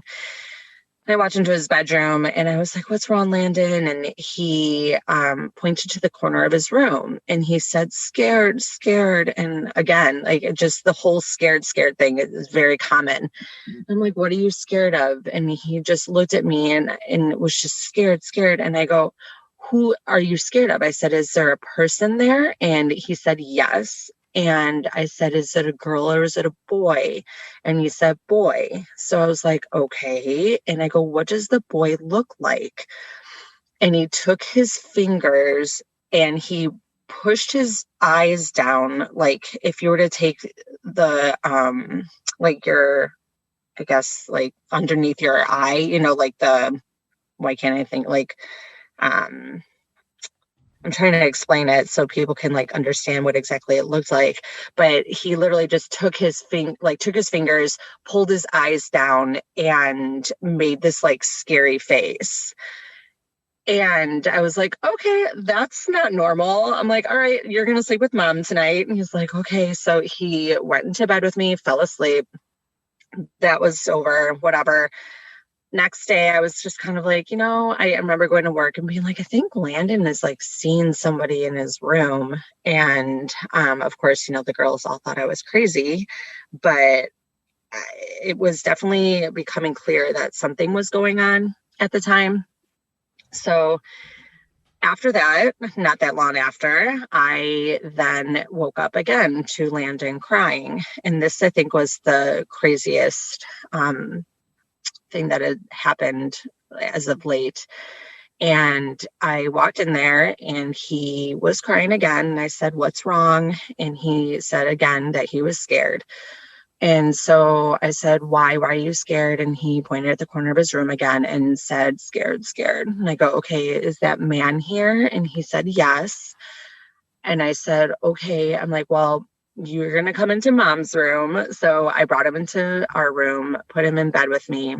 And I walked into his bedroom after that. And I just said, listen, I don't know who you are, but you need to leave my baby alone because you're scaring him and you're not wanted here. Walked back into my bedroom. And after that, like, I was trying to be all like brave, but I was scared shitless.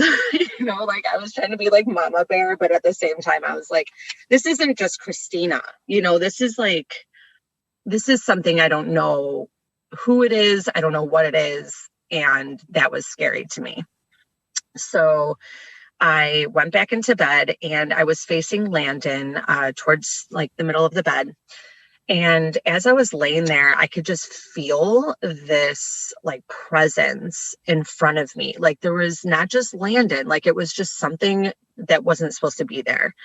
And I quickly turned around to face the window. And as I turned around, I could hear a man's voice and he goes, can you see me now? And I darted up. I immediately started freaking out, like almost hyperventilating because like it was just so shocking. I wasn't expecting it. and woke my husband up, Landon got up, and I just looked at Bob, my husband, and I just looked at him and I said, there's something in something is bothering Landon. And he's like, what do you mean? I'm like, no, there is something bothering him, and there is something that is not supposed to be here. And of course, my husband, he was just like, whatever, and went back to bed. But the rest of the night, I just could not fall back asleep. It just was really bothering me. It was really crazy. So that was kind of the last thing that had happened with Landon that I can recall. Jesus, that's crazy. Yeah. Well, thank you so much for the update. Yeah, of course. I wish I had more stuff about Christina, but unfortunately, she's just really not. She's not really making herself apparent lately. This is one case where I hope you don't have more stories next year. I know. I hope so too. But if I do have something happen, I'll shoot it your way, because it's funny, anytime that I would get, or that something would happen, I'd be like, oh my God, I gotta tell Jack. All right. Thank you, Jesse, for talking to me and telling me the rest of the stories. I sincerely hope that there are no updates next year. Honestly, even though I like hearing all of her stories, I really hope that this stuff just leaves her alone. There was even one more thing that I forgot to talk to her about. She had texted me some video. It's some security camera they have in their basement, a finished basement, and something set off the motion sensor at night, and you could just see it's a still video of this basement, but there's this metallic banging in the basement. It's very weird, very, very weird. I'm not sure if I can, but maybe I'll put the video in the description. We'll see. But anyway, thank you to Jesse for telling us that story. This next one actually came to me last year. Last year's, I think I've mentioned that sometimes making these episodes can be a bit of a saga, so to speak, a mental journey. I really do spend pretty much all of October by myself doing these. And, absorbing yourself completely in stories like this from people can do some things to you mentally. It could be a lot to take in. But on top of that, I got really sick last year in the final moments of editing this. And a lot of the final interviews either had to be canceled, or I just simply didn't have time to actually edit this because I was so sick. Not with COVID, but I had just this crazy fever and was fully on the couch for 3 or 4 days. And this is one of them that I was able to find this year. It came from a listener named Josie. And it's actually Josie and her mom telling the story about when her mom saw a UFO. We did not get any UFO submissions this year. Very disappointed about that. So I was happy to find this story to get some UFO representation in the episode. And yeah, thank you, Josie, for sending this in. Sorry it took a year, a little delayed. This is a very quick one, but I think you'll enjoy it. Hi, this is Josie. I'm a listener of Yeah But Still, and I heard you guys asking for UFO stories for the Halloween special. And my mom and my family has been telling me about this story since I can remember. It happened before I was even born, so I think I will let my mom take over and tell her story about the time she saw a UFO. Hi, I'm Vicky, and this happened in the early 90s, and we were down in southern Iowa, and we were on my parents' farm, and it was a beautiful evening around July 4th in that area. It wasn't the 4th, but it was around that area, and we were sleeping in a tent, and me and my husband and my 2 little girls, my 2 older daughters, they were real young. We were in this tent, and if you've ever been to southern Iowa in the middle of the country, it's isolated and it's absolutely beautiful at night with all the stars. And I was laying there in the tent with my husband and my girls and looking out of the tent window up into the sky. And I was just gazing, and all of a sudden I thought I saw what was a fireworks, one of those big sparkly ones. But the more I looked at it, it was moving towards me. And I thought, what is that? And I laid there and watched this thing come at our tent. And it's something you don't even know what you're seeing. You can't believe your eyes. And it stopped right above the tent. I kid you not. The whole tent lit up like someone had a beam on us, this light. Well, we did. It was a beam of light that illuminated the whole tent. And I sat there, or laid there, and stared up at it. And it was silent. And then it turned ever so slightly, like rotated on its axis. And there were green spears of light coming out of whatever that was. I know it was a UFO. And it tilted. And then all of a sudden, it just went whoosh. It was gone. Just like that. No sound whatsoever. And my oldest daughter, who was probably about 6 at the time, she would not watch anything about UFOs on television because it wasn't long after that there was a program on TV and it showed something similar to what I saw. And it was a program of people that had actually seen UFOs. But it scared her. She said, Mom, I don't want to watch those. I can't watch that show anymore. And from then on, and the next day, I actually called the police station to see if they had any sightings of a UFO, which I felt like an idiot. But the cops had said, no, we didn't have any sightings. But here's the UFO number, and I felt, I did call it, but it had been discontinued. But I've told this story for years and years, and I know what I saw. And I know it was not from this earth. It was unbelievable. It was just crazy. And I hope to see another one someday, but no luck yet. All right, welcome back. Thank you to Josie and her mom for telling us that story. Sorry for the delay on putting that in the episode, but you know what? I'm glad I found it because it's the only UFO story I got this year. And UFOs... probably my favorite topic in terms of paranormal, although, they've been officially confirmed by the government, so might not even be paranormal anymore. This might just be normal. Who is to say? But anyway, thanks to Josie and her mom for telling us that story. So these next stories come from a listener named Billy. There's 2 sets of them. He actually sent in several different stories that he could tell me, but a couple of them really stood out. He has one, the second story is more of a classic ghost story that he experienced, but the first one is something completely different. It's not necessarily scary, per se, but it's certainly very unique. I'll let him tell the story, but Billy's dad was a firefighter who died on 9/11 in the Twin Towers. And so this first story is just kind of about his experience immediately after that. And then the other story takes place later on when he was, I believe, around 10 years old. So I'm going to let Billy take it from here. This one is very unique, and I hope you enjoy it. My name's Billy. My dad was a firefighter with the FDNY and passed away on 9/11 in the Twin Towers. It's a pretty crap time for my family. I was like a little kid, so I was really hanging on to like, hey, he might be alive for like a while. And so was like everybody in my family, but I feel like I was a kid, so I kind of like super denial mode. Like my mom and I, both of us, like, he's gonna be fine. They're like still finding people like weeks on and everything. So we're like, oh, he's fine. It's not a big deal.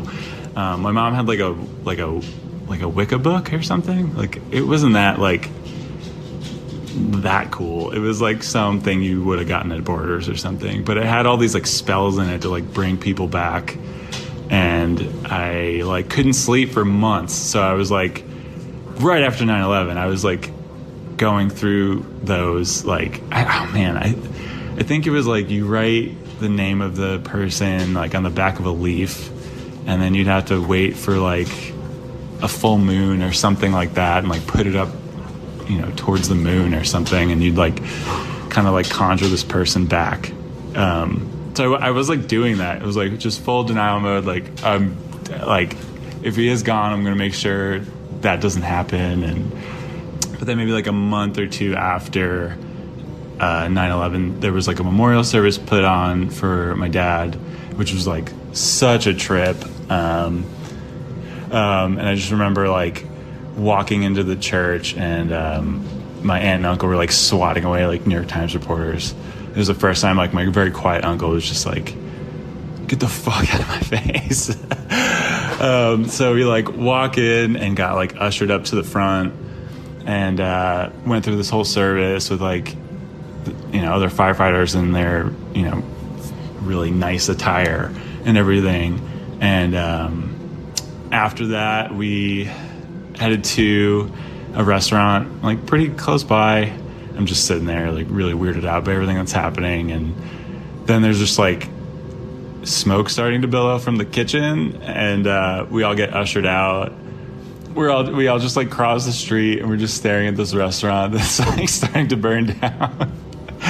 And the fire department comes, and it was like the same firefighters who were in their like really nice garb, who are now like on duty for this fire, and they're kind of like doing double takes, like, wait, what the fuck? Like, there's the same family we just saw like an hour ago, and like we all just like kind of like freaked out. I feel like when you're like a little kid, like that it was weird, but not that weird. But I feel like for like the adults, you're like, what? I don't know. It's just, I don't know. I didn't think it was that weird at the time, but like years later, I was like, that is really weird, and still very like unexplained. Like I don't understand what the hell happened. The next year, pretty much, it was like the first anniversary. So my mom was just like, I don't want to like deal with everything that's going on. Like I don't want to see anything on TV. I don't want to go to Manhattan at all. Like let's not do that. We went to an aquarium, which is like the fucking opposite of a fire, basically. So we're like hanging around this aquarium, like trying to keep our minds off of things, and got through the whole thing. We're there for like 2-3 hours, like the whole thing. And right before the gift shop, like the blackest smoke starts billowing out of the AC units. So again, we get ushered out. And like the aquarium was on fire, so we just like, I think that like because of the year before it was like pretty weird, so we quickly left that time. I'm not very religious, but years after that I'd just always quietly in my head be like, fucking Dad, don't fuck with us this year, please. And like even up to this year, like I don't know, like 20 years was something, I guess. And my wife and I went to San Diego just to like go to the beach, like with our dogs and stuff. And we checked into our Airbnb like pretty late, and I'm like going through those like stupid half prayers in my head, like, Dad, please don't like fuck with us right now. And like the fire alarm just kind of beeps like 4 times, like not like a out of battery kind of thing, and not like, oh my god, an emergency. It just keeps beeping. It was just like 4 beeps and went away, and I was like, what the fuck? So I don't know. All right, like I said, Billy has multiple stories to tell. We're going to be listening to 2 of them. This second story, I did not have a smooth way to bridge into it. This is a completely separate story, but it does take place in the middle of the previous one. This is now he's 10 years old, and he's living in a new apartment with his mom. My mom and I were moving, and she was checking out a new apartment, and I remember the landlord was like kind of real huffy, and like landlords kind of are, whatever, but she like hated the tenant in the place, like really wanted, like I think she was basically like kicking her out. And we like toured this apartment while the tenant was in there, and she was just like this really wily woman. It looked like she was like kind of getting ready for something, like really frantically, but like kind of wasn't really like acknowledging our presence. It was very weird. So we like check this place out, like take it. This lady moves out real quick, we move in, and I don't know, it was probably like the first night or one of the first nights we were staying there. I was like trying to go to sleep, and I heard like a horse like pull string toy, sort of. And I knew I didn't have a toy like that, so I was just like, what the fuck is going on? So I don't even think I turned the light on. I just kind of like crawl over to where the noise is, and I had kind of just like recently unpacked like all my toys and stuff. But I was like 10, so it was like also kind of like phasing out of like certain kinds of toys. That's why I knew it was like definitely not mine. So I'm like going through these like boxes of toys, kind of moving them away from where the noise is coming from. Eventually, I didn't really have a lot of furniture, so it wasn't that hard to do. So I was just like moving all this stuff out of the way, and eventually there was like nothing there, like nothing in front of me at all. And this noise just like kept repeating over and over, like just like a horse neigh, but like kind of cartoony. And it was like right in front of me. Like I really like sat there for a long time, and it was right like 6 inches away from my face, and I just there's nothing there. I was just staring at like a wood floor. It was like really, really bizarre. I just like put my headphones on and just went to sleep basically. And then it was probably like the next night or something, and same thing, but it was coming from my closet, which I thought was really weird because I had already like moved all the stuff like out of the way, just kind of on the floor of my room, and moved to the other side of my room. And then all of a sudden the noise was coming from my closet, so I did the same thing, but this time I was like way more scared, like just like shivering, like what is happening? Like what the fuck? Move all the stuff in my closet, same thing. I'm just staring at like an empty closet, and this like horse like pull string toy just like keeps repeating over and over and over again. But then like a few months later, there was like a stain of like a child in my mom's closet. I think she was just like cleaning it out or something like that, and it was like some kind of like water stain kind of thing, but it really looked like a kid, like kind of like one arm up, like kind of like walking sort of. That like scared the shit out of her. Like I remember I was like in my room and she screamed so loud because she goes in her closet like every day, like whatever, and like saw this thing and just like really, really freaked her out. And I don't know, I think she just like piled a bunch of stuff in front of it and was just like, I'm never thinking about that again. And then like, I don't know, somewhere in there, my mom had been like talking to my landlord, like dropping off rent or whatever. And like the landlord was like, yeah, like the lady who lived there before you had a little kid, like 2 or 3 years old. And she would just like leave the kid at home alone, and go to work. Apparently, this kid figured out how to open the window and fell out of the window and died.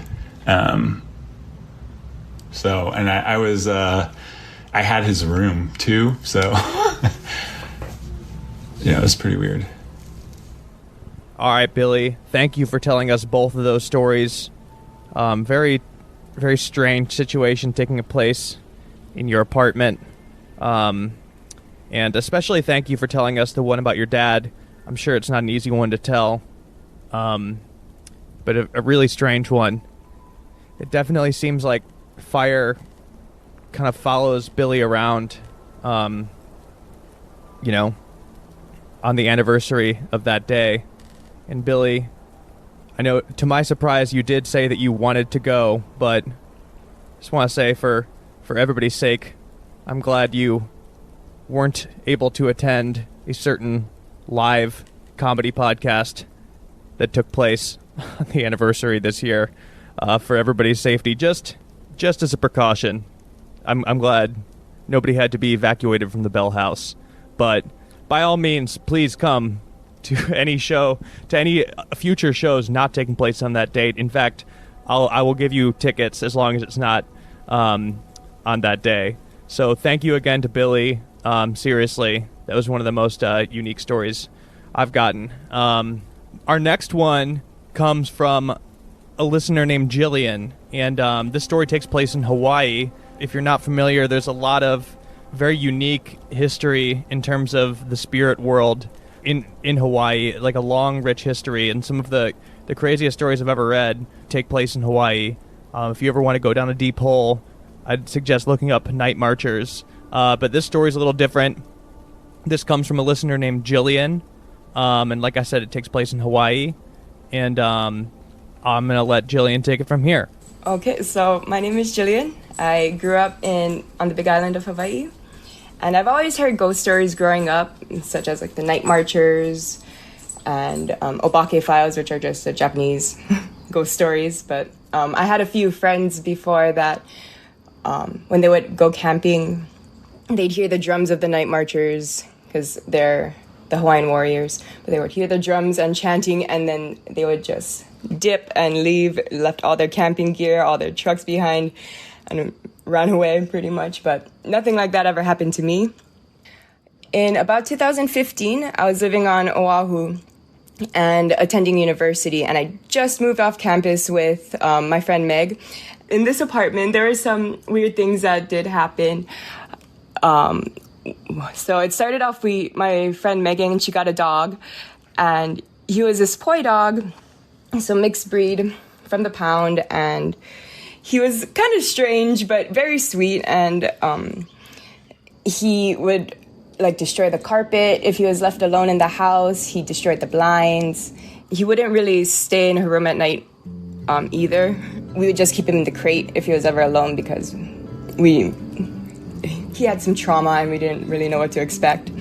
But then things got like a little weirder.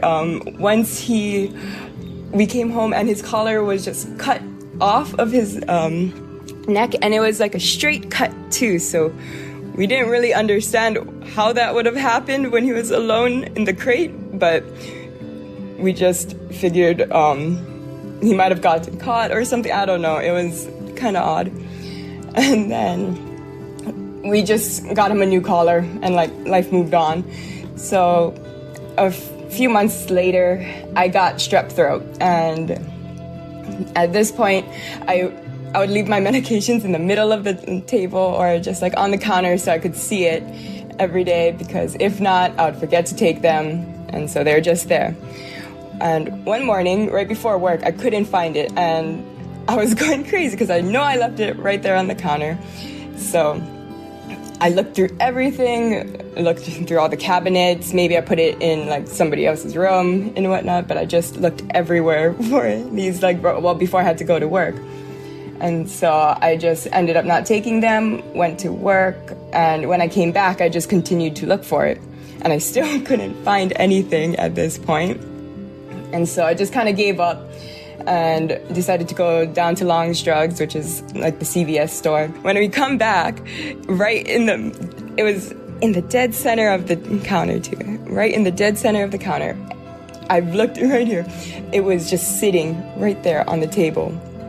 And I don't know like how that happened. I just thought maybe, I was like, okay, then maybe it's just not where you look kind of thing. It was in the middle, maybe I missed it. But I know for a fact, like I looked around that entire table all day. And so, yeah, I didn't understand it, but we were just like, okay, I'm being an idiot kind of thing. Like I might have misplaced it. So life moves on anyways. And so some time has passed, and my roommate he wanted to deposit his check from work, and so I'm just sitting there waiting for him to go to the store so he can deposit this check. And I'm sitting outside of his room for about 10 minutes, getting a little bit annoyed. And then 30 minutes have passed, and I'm like, all right, we gotta go. Like, let's just go to the store. And he still can't find it at this point. So he's just a bit frustrated and just, didn't deposit his check that day. And then later on, we go back home. He's still searching for it. And then I kind of forget about it. And then about a week has passed. And he's sitting at this tiny little coffee table desk that he's playing his game League of Legends on. And he's just, he was sitting there for a couple of hours already and just playing his game. And he comes out into the parlor a little bit for a quick break. And he goes back into his room, and sitting on this little makeshift desk is his envelope that had his check in it. And we were very confused at this point because he's been searching for a full week for this check, and it just suddenly appeared on this desk that he was at for like just 5 minutes ago. Like, he's been sitting there all day. He plays this game a lot too. He plays League of Legends. He would play it almost every day. And so he's always at this little desk, and suddenly it just appears. And it's a tiny desk too, so there's no place for it to be hidden on this desk. It's just sitting smack there right next to his computer. And at that point we were just like, oh, that's really strange. I didn't really know what to make of it too at that time. We were just like, okay, so it's gone, it's here, I don't know, like, let's go deposit it. When I misplaced my medicines, I just thought that it was a me thing. But then when like the check disappeared, we were like, oh, maybe there's a ghost, but we weren't being like really serious about it. We were just like, I don't know, maybe you just lost it. But it wasn't really on the first thing I went to was that it's a ghost kind of thing. We were just like, this is weird. Later on, my roommate goes out and has dinner with his uncle and his uncle's partner. And so my friend Megan and I, my other roommate Megan and I, we just have a night in at this point. We're relaxing. And later on, my roommate tells me that his uncles are coming over. So we just quickly shove everything aside, make our house look presentable. And then they get to the door, and my roommate's trying to put in our code, but he messed it up the first time, so we just open it up, and we're standing at the door for him. And we say hi and meet his uncle and whatnot, and he's this big local Hawaiian man, and he just gives us a hug, a kiss on the cheek. We introduce ourselves. He says hi to me, and then he goes and says hi to my roommate Megan. And then after he says hi to both of us, he just looks between us, and nobody's standing here, and he says hi for a third time, and he just casually walks into the house like he knows the layout, goes back into my roommate's Megan's room, and just goes, hi, how are you doing? Like, what are you doing here? Type of thing, asking all these questions to an empty room. And at this point, we're just very confused. We're still at the door and still saying hi to his other uncle. And we just kind of look at him like, is this normal? And his other uncle just goes, yeah, this happens sometimes. And he just goes and sits on the couch and waits a little bit for him. And so my roommates and I are all kind of worried and scared at this point. So we just peek around the corner to see what he's doing, and he just continues talking to this empty room, and he just comes out and says, yeah, you have a ghost in your house. She's a little girl. She died a while back. She's wearing a yellow dress. It's also covered in vomit though, because her uncle poisoned her. And so we just have these blank faces, and we're just like, we didn't know how to feel at that point. And then he just continued, and he was like, yeah, she likes to play games, so you should leave some makeup and toys out if you have any. And so we were all just still very confused at this point, because then I was started to think about my medication too that she hid, and I was like, oh my god, like that was her. And the check too, I was like, that had to be her. And so after that though, like after we met them, we did leave some samples out for her, some makeup and paint and whatnot in the corner. Yeah, no, afterwards there wasn't anything that happened because we just left lots of toys out, lots of makeup out for her to play with. But then my roommate Megan, she was very scared to sleep because it was her room where she lived in. And so she was very scared to stay in there. So there were some nights where she'd come out and sleep on the couch and whatnot too, because she was a bit spooked after that. But we didn't have any paranormal things that happened afterwards. It was just that one time, and we were a little unsure about what actually happened to that ghost. After we moved out of this house, my roommate Megan, her dog would always sleep in her bed. Always sleep in her bed. He never had a problem with that. He was fine. We didn't even keep him in the crate when we moved to the other house. He was free, and he So we just think it was that ghost who would play with the dog the entire time. It was just a very weird experience having that uncle come into the house and just talking to an empty room. I still am unsure of what to think of it all. Yeah, it was a weird house. All right, thank you for that story, Jillian. I might have to talk to that uncle next year for some kind of part 2 follow-up, because I'm very interested in him. Didn't have time this year, but I think I need to. After she told me that story, there was a little bit of conversation after, and she told me some more about, apparently this guy had solved some kind of hit-and-run case using his, like being able to see the victim that, like, led him to the person who did the hit-and-run. There was something about him being able to see somebody's past lives. I'm very interested in this Hawaiian uncle, so Jillian, I might be hitting you up to track this man down for next year. But thank you again for telling us that story. We're going to move forward. This next one is another very unique one. It comes from a listener named Bob. And I honestly, the main reason I wanted to include this is because it takes place in such a unique setting. He told me he went to a boarding school in England and grew up around just kind of ultra-wealthy people, a type of ultra-wealthy people that just don't really exist in America. I mean, people that have been, like, wealth handed down from the Middle Ages, basically. And he'll do a good job of explaining it, but as soon as I got this email, I was like, all right, we need to just even hear about this world that he grew up in. So Bob had a bunch of stories for me, and I'm going to let you hear a few of them right now. All right. My name's Bob. I'm a photographer.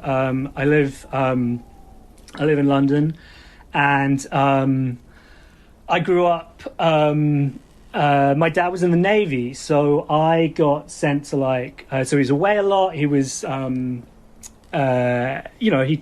was all over the world, and as a consequence of that, like a lot of naval people, they got sort of money to send their kids to boarding schools. I'm not saying we weren't already a comfortable family. People always make excuses for why they end up at boarding school, and that's what I'm doing now. But yeah, so that I was at boarding school. I went to these very old-fashioned British boarding schools.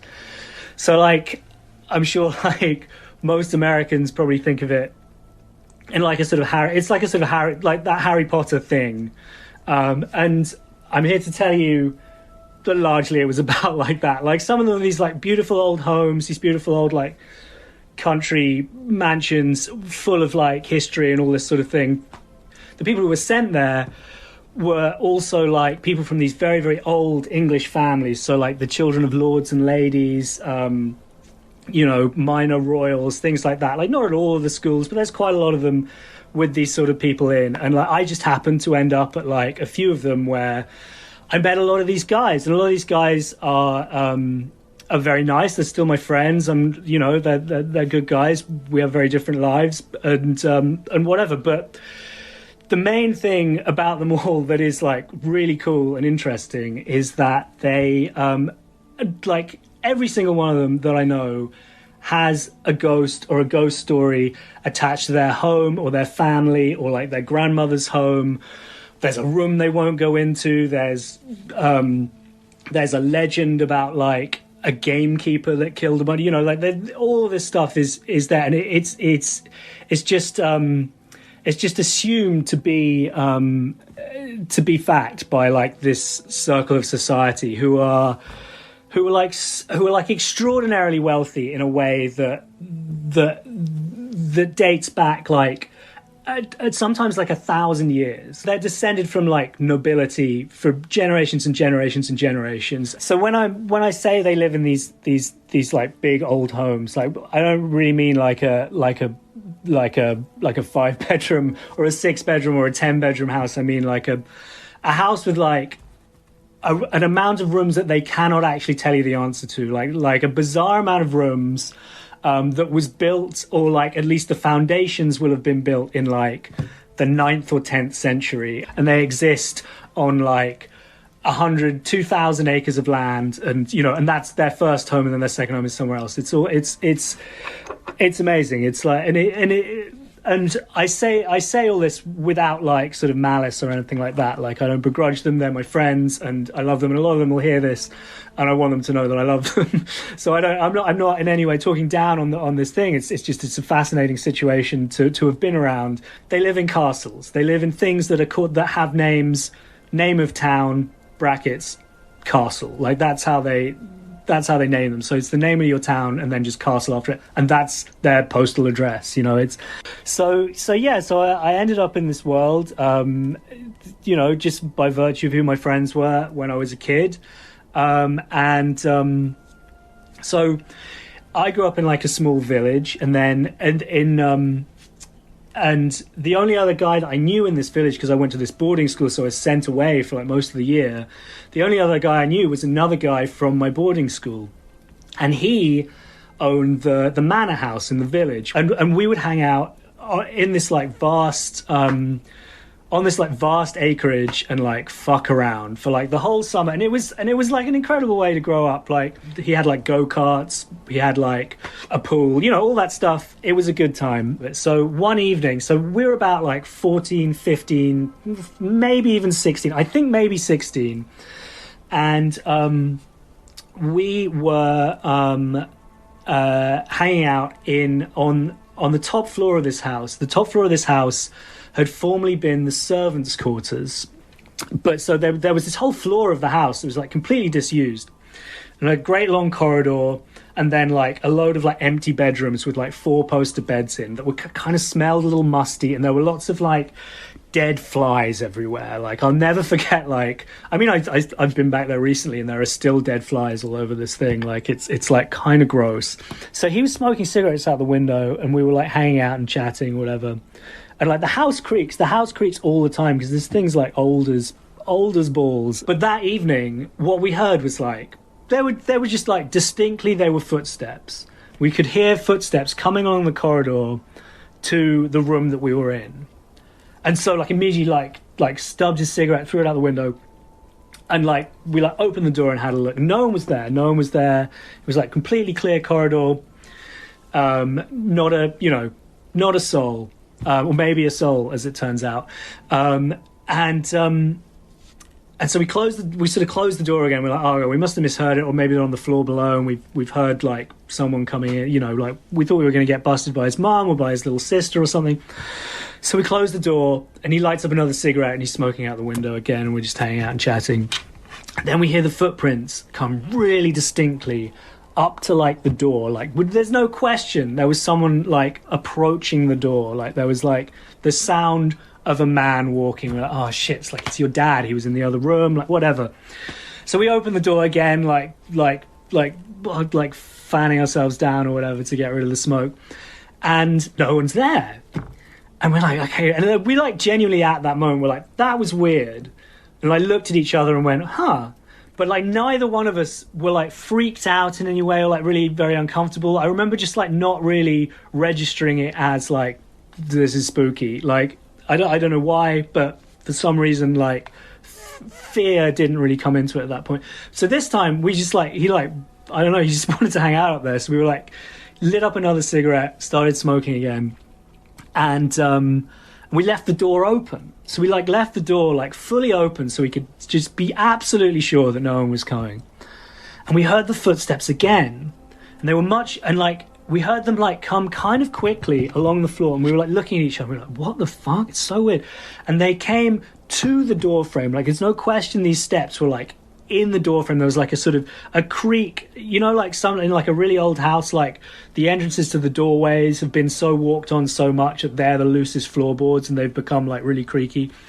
And there was like the creak of like, oh, that's the step in front of us that we can see right now, and we can't see anyone. And like both of us looked at each other and were like, okay, this is fucking weird. What he did was we were walking out, and he like closed the door behind us, and then the corridor was like like just had like one light on, and because he was like so obsessed with covering his tracks from his parents, even when we were like in the middle of an encounter with a ghost, he like insisted on like turning the lights out, which is like, to this day I'm like, that's like, he's just so committed to the bit where he's like, I can't ever let them know that I'm in any way delinquent.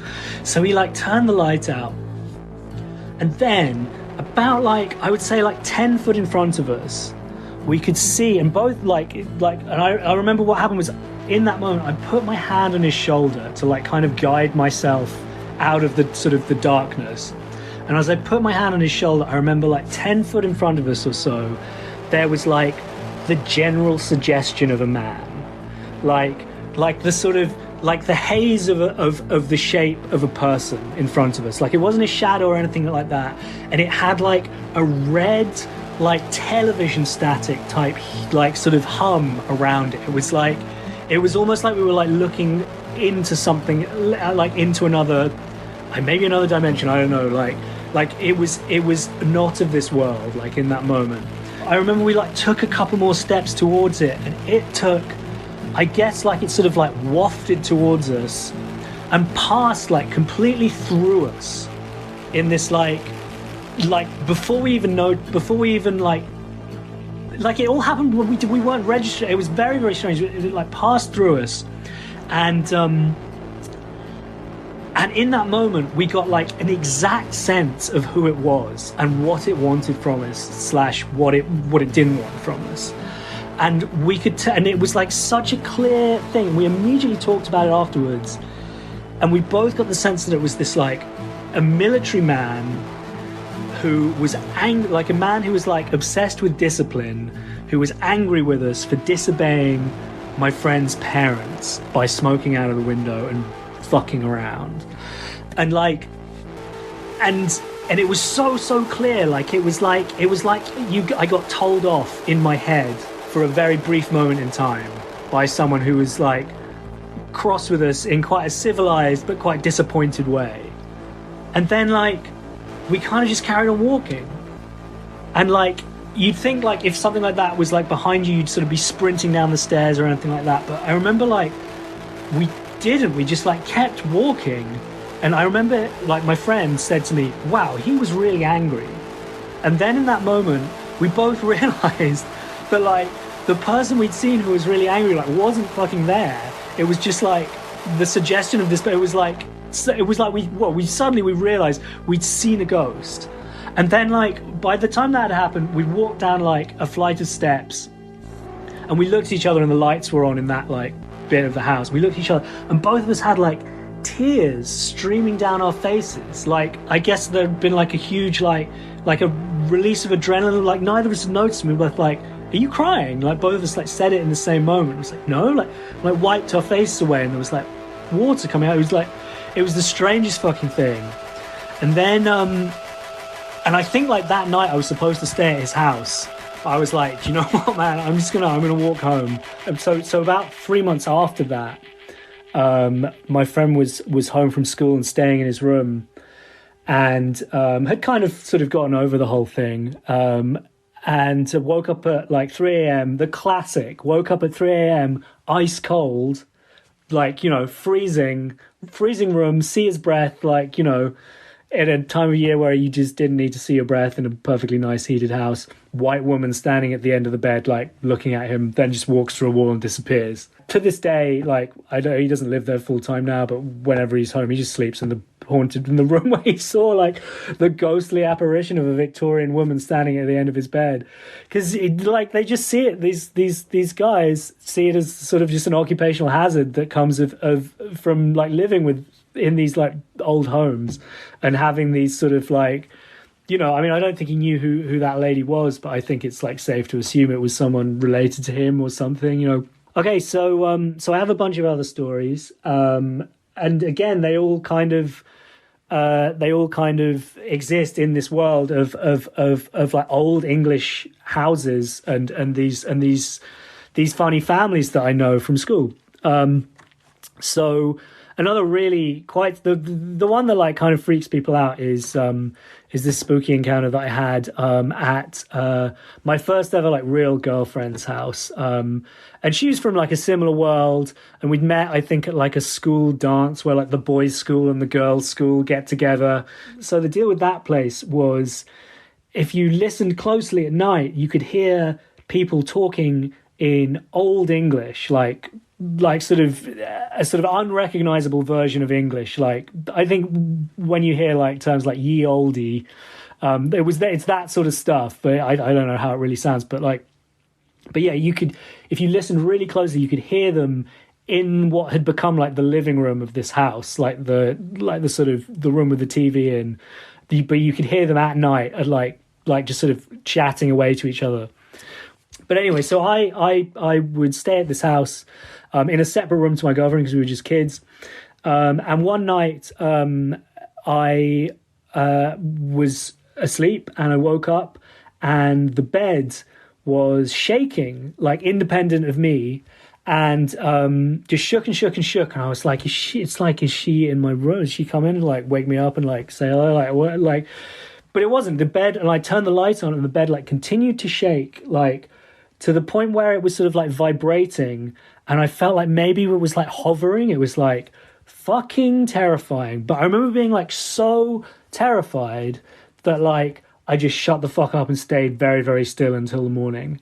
I couldn't bear the idea of like getting up and running out the room because I thought whatever was behind me would like grab me or something like that. And I just like stared into space the rest of the night, like absolutely terrified. And then I don't know, like just like left the next morning and like didn't really mention it to anyone. I think it was yeah, that was crazy. But my favorite one really is about a friend of mine who went to like a dinner at one of these homes.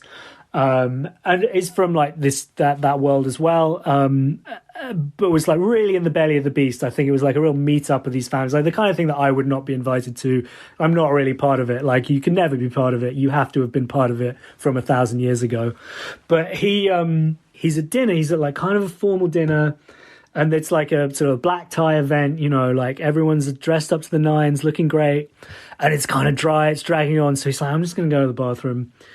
Gets up, goes to the bathroom, and like bumps into this like lady, like as he's like coming out of the bathroom, and she's like, "So how's it going for you? How's this dinner going for you?" Like, you know, and they were chatting up a storm, and he said like they were chatting for like 20 minutes and they were getting into it. She was asking about his life. He was asking about her. She was being evasive in her responses.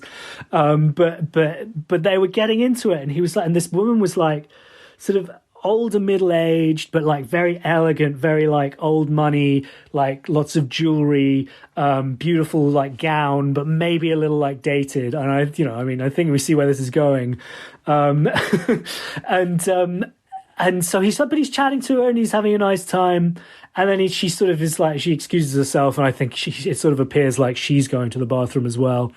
And he goes back to the table and he sits down and there's like, you know, the table is full. And he's like, well, who was that? And he's like, oh, I just met lady out there. What was her name? And he's like, and that proper like, you could like, this is like a full like movie response of like, you know, that house has been occupied for 50 years kind of thing. Everyone was like, who? There's no one else here. No one is here. And like, what do you mean you've been gone for 20 minutes? You've been gone for like a minute. And he said he just like felt like he'd fallen into like some kind of like time warp or whatever. He thinks he went back in time for a moment. Like that's his deal with that. But yeah, he said he didn't sleep a wink that night. So yeah, that's a really good one. I mean, I have like a million more of these stories, secondhand mainly, but they see it as like a hazard, an occupational hazard. They see it as like, oh yeah, don't go in the green room. And because all these houses, they have names for the rooms because you can't just say, well, just go in the bedroom because like which bedroom? So they have like great rooms, like, so just like, don't go in the white library at night or like, don't go in the green room. And like there's all these like great turns of phrase. It's such fun to like hear. It's because they're from hundreds. Their families have been saying these things for like hundreds of years. You know, like because they've all lived in this house, so they have like their entire like ancestry like looming over them at all times. Like in many cases it seems like literally, and I think they just learn to live with it. Like some of them have like little like churches on their lands with like family crypts, and my friend who has one of those, he always says he finds it very comforting because he knows where he's going to end up. And I think he also, you know, yeah, he's probably going to end up in that house for eternity too. Like, you know, whatever that means, you know, it's cool. It's kind of a beautiful thing, and it's a strange thing, and it's an ancient thing, and it's a dying thing. Like, all right, thank you, Bob, for telling us that story. I found this to be really interesting. He had plenty of more stories, but really didn't have time to include all of them. And Bob, I'll tell you right now, if you're listening, if we ever do a but still live in London show, I'm hitting you up to stay in one of those castles. Brandon can find his own Airbnb. This is he doesn't work on these episodes, so I'm gonna enjoy the fruits of my labor. Even though they're all haunted, apparently, I'm still gonna stay in the castle. So thanks again to Bob. We are getting close to the end of these episodes. This is gonna be the last set of stories. There's 2 of them, one longer than the other. This is a really interesting one, for a few reasons. When I first got this email, I mean, I ended up really liking it, but at first it had the mention of sleep paralysis, and I normally don't like sleep paralysis stories. I get a ton of them. It's something really scary that happens to people, but for the most... I mean, I've spoken about this on previous episodes, but for the most part, sleep paralysis is something chemical that happens to people with your brain, and you're sleeping the whole time is the thing. It feels like you're awake, but you're actually just asleep having a weird dream. And I think they're still researching this, but I know it's really scary when it happens to people, but this story, he in the email he mentioned sleep paralysis, but upon hearing the actual story, it does not sound like that's what was happening. This sounds like something entirely different. And no matter what it is, it's a story that really freaked me out, and I think you'll enjoy it. This comes from Carter. Another reason I like this story is because it takes place in downtown LA. If you're not familiar with Los Angeles, downtown LA is absolutely not the main part of Los Angeles. You know, in terms of location or in terms of where people hang out, where resources are placed in the city. This is kind of an abandoned area of LA. It's kind of being rebuilt now, but it's never been the center of the city. It's probably the most famous section of downtown LA is Skid Row. And yeah, it's kind of a place where most parts of downtown LA are not an area where you want to be walking around by yourself at night or even during the day. Sometimes I used to live down there. I've certainly told some of my strange encounter stories from living in downtown LA. A lot of abandoned buildings, a lot of abandoned theaters, hotels, famously Hotel Cecil. There's a documentary about that place. It has a real messed up history, and famously a woman had a mysterious death there that went viral, and they ended up finding her in the water tank. I think there's still some questions about what exactly happened. But yeah, downtown LA, it's a weird place. And living there, it's very easy to become overcome with a sense of dread from time to time. It's a very unsettling place to live. And that's where the story takes place. And yeah, it comes from a listener named Carter, and I think you'll enjoy it. So I'm going to let Carter take it from here. He's a great storyteller, and I was really happy to get this one in. Hope you enjoy.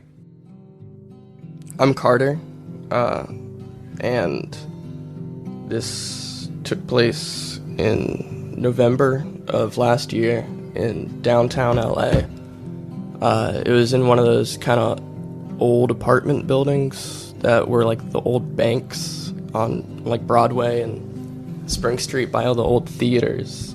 And you know, like the whole, I guess, vibe of the neighborhood was very like old Hollywood-ish. It's just kind of the way it felt.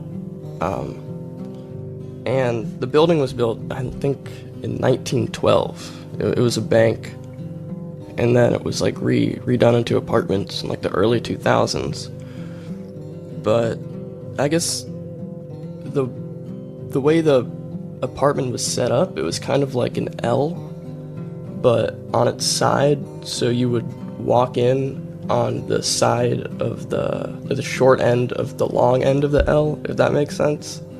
And then the apartment would have like this, it had this big room that you walked into, like a kitchen on the right, and it just like opened up into like the living room. And then there was a hallway on the end of that to the right, and then a bedroom at the end of that hallway. And around November, when we weren't really doing much because COVID was starting to get crazy again, and we were just kind of stuck inside all day, we just decided to switch the apartment around, like put everything from our living room into our bedroom and everything from our bedroom into our living room. And it was just kind of like a new thing to do, pretty much. I don't know,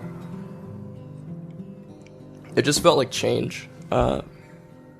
And so I do get sleep paralysis a lot, especially like if I'm sleeping somewhere new that I haven't really, I'm not really accustomed to, or, if it's somewhere that I'm just kind of, I guess, nervous sleeping. And the first night I got sleep paralysis, and it was pretty normal. Nothing really happened. I just kind of knew I was getting it, and I closed my eyes before I, had a chance to see anything, like hallucinations or whatever. And so my girlfriend and I were living in this apartment, and at the time, the only thing I could really do to let her know I was having it was like just hyperventilate. And she was a pretty light sleeper, so that would generally wake her up, and she would see me hyperventilating, and she would wake me up. But she would, we wouldn't ever really talk about it, because, after the first couple times she asked me about it, it was just kind of heavy sometimes, and there's just a mutual understanding that if I wanted to talk to her about it, I'd initiate it, but she wouldn't ask. So then that happened, pretty normal, and we went back to sleep. Second night comes around, and the second night, just completely normal, nothing happens. Third night, I had sleep paralysis again, and before I really noticed I was like having it, I just caught a glimpse of this person in the hallway. Because I should say our door, it was like the original door from when it was like an office in the early 1900s.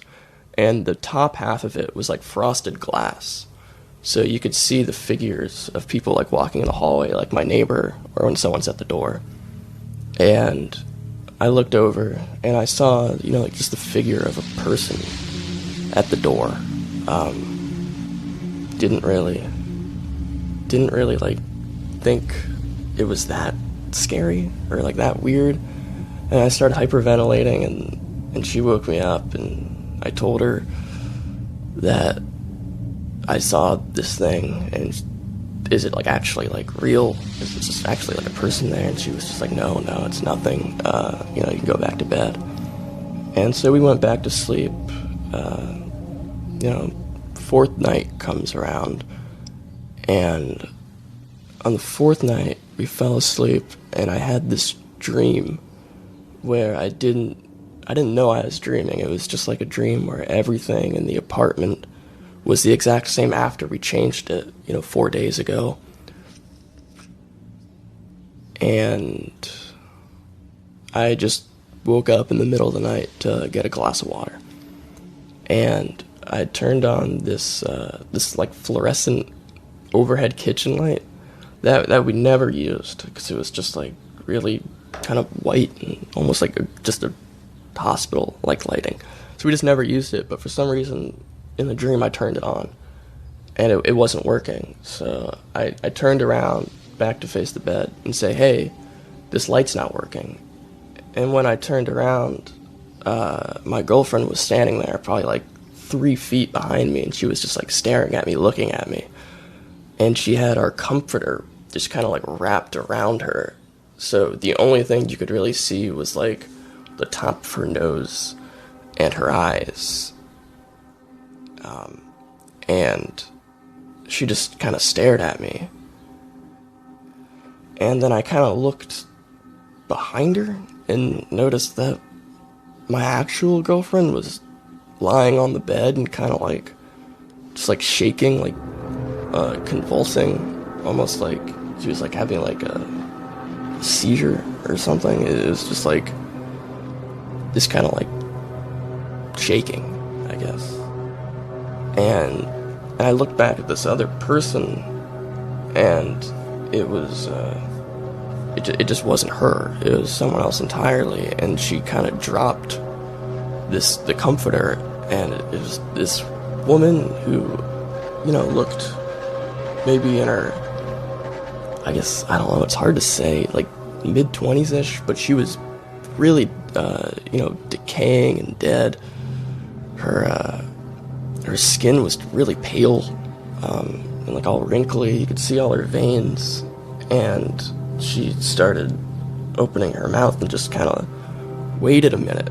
She just opened it, and all this kind of blackish blood, I guess, was all over her gums because all her teeth were rotting out. And she waited, and then she started screaming. And I started screaming. And then I thought I woke up after that. But I was actually having sleep paralysis again. And so I woke up, and I'm having sleep paralysis. I can't move. And this woman, whatever you want to call it, corpse person, is kind of like mounting me. And almost like, I guess like grinding on me in the dream. And she's, you know, still screaming, and like kind of blood from her mouth, I remember. It's kind of like dripping onto my face. And I look behind her, and I see my girlfriend is actually, you know, hanging from our ceiling in a noose made from our comforter. And at this point, I really start to freak out. I really have no idea, like, what the fuck is happening. You know, I've had some really weird sleep paralysis before, but this is probably, by far, you know, the most gruesome, kind of morbid, fucked up thing I've ever seen. And I don't know how really long that kind of scene was going on, because it was just kind of like a blur of like emotions. But then my girlfriend ended up waking me up. I actually don't remember this part, but this is what she told me, that I woke up, kind of like sprung up. I was crying, and as soon as I woke up, I was yelling, "Help me!" You know. But then again, I don't really remember that happening, but she insists it happened.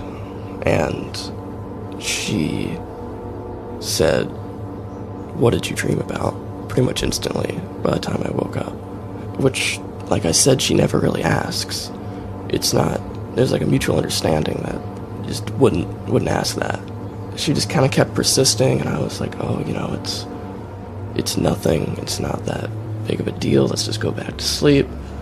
But, you know, she hadn't really seen me waking up in such a panic to that extent before, and she eventually just asked me, like, "Did you see a woman in a black dress?" And I just kind of said, "Yeah." Like, how did you know that?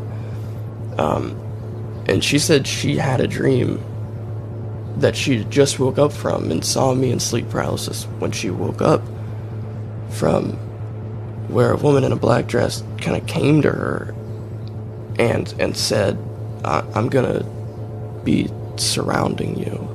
And and kind of stick with you because of all this negativity that's around you that you're bringing on, and I'm going to feed on it, and I'm going to be here. Needless to say, at this point, we were both living, in a kind of small apartment in LA. We had moved from Virginia in February of 2020, and we kind of had one friend that we made before COVID out there. So we were both, really, I guess, depressed and lonely, and we weren't talking that much to each other. And, there was just kind of like an kind of sullen feel to our lives at the time. And yeah, I don't know. We woke up, kind of got up, made a pot of coffee, and we switched everything back. Put the bedroom stuff back in the bedroom, the living room stuff back in the living room. And that's kind of it. Nothing else paranormal happened to me, at least. And if it happened to her, she never said anything about it. But, the apartment never really felt that comforting after that, especially when you were alone. I always felt a little just kind of nerve-wracking. I felt a little paranoid being in there. But, the day after, I looked at that light switch in the kitchen, and part of me really wanted to turn it on to see, what would happen, see if it would actually turn on or not. But I didn't, and I said, never touch this. Actually put like a little sign up on it and said, nobody touch this light switch. Carter, thank you for telling us that story. I'm sure you could tell by now why I said this does not sound like your standard sleep paralysis story. In fact, it sounds like something completely different entirely was going on in that downtown LA apartment. And, Carter did not present the story this way, nor did he mention any of this when he emailed me or told me the story in the interview.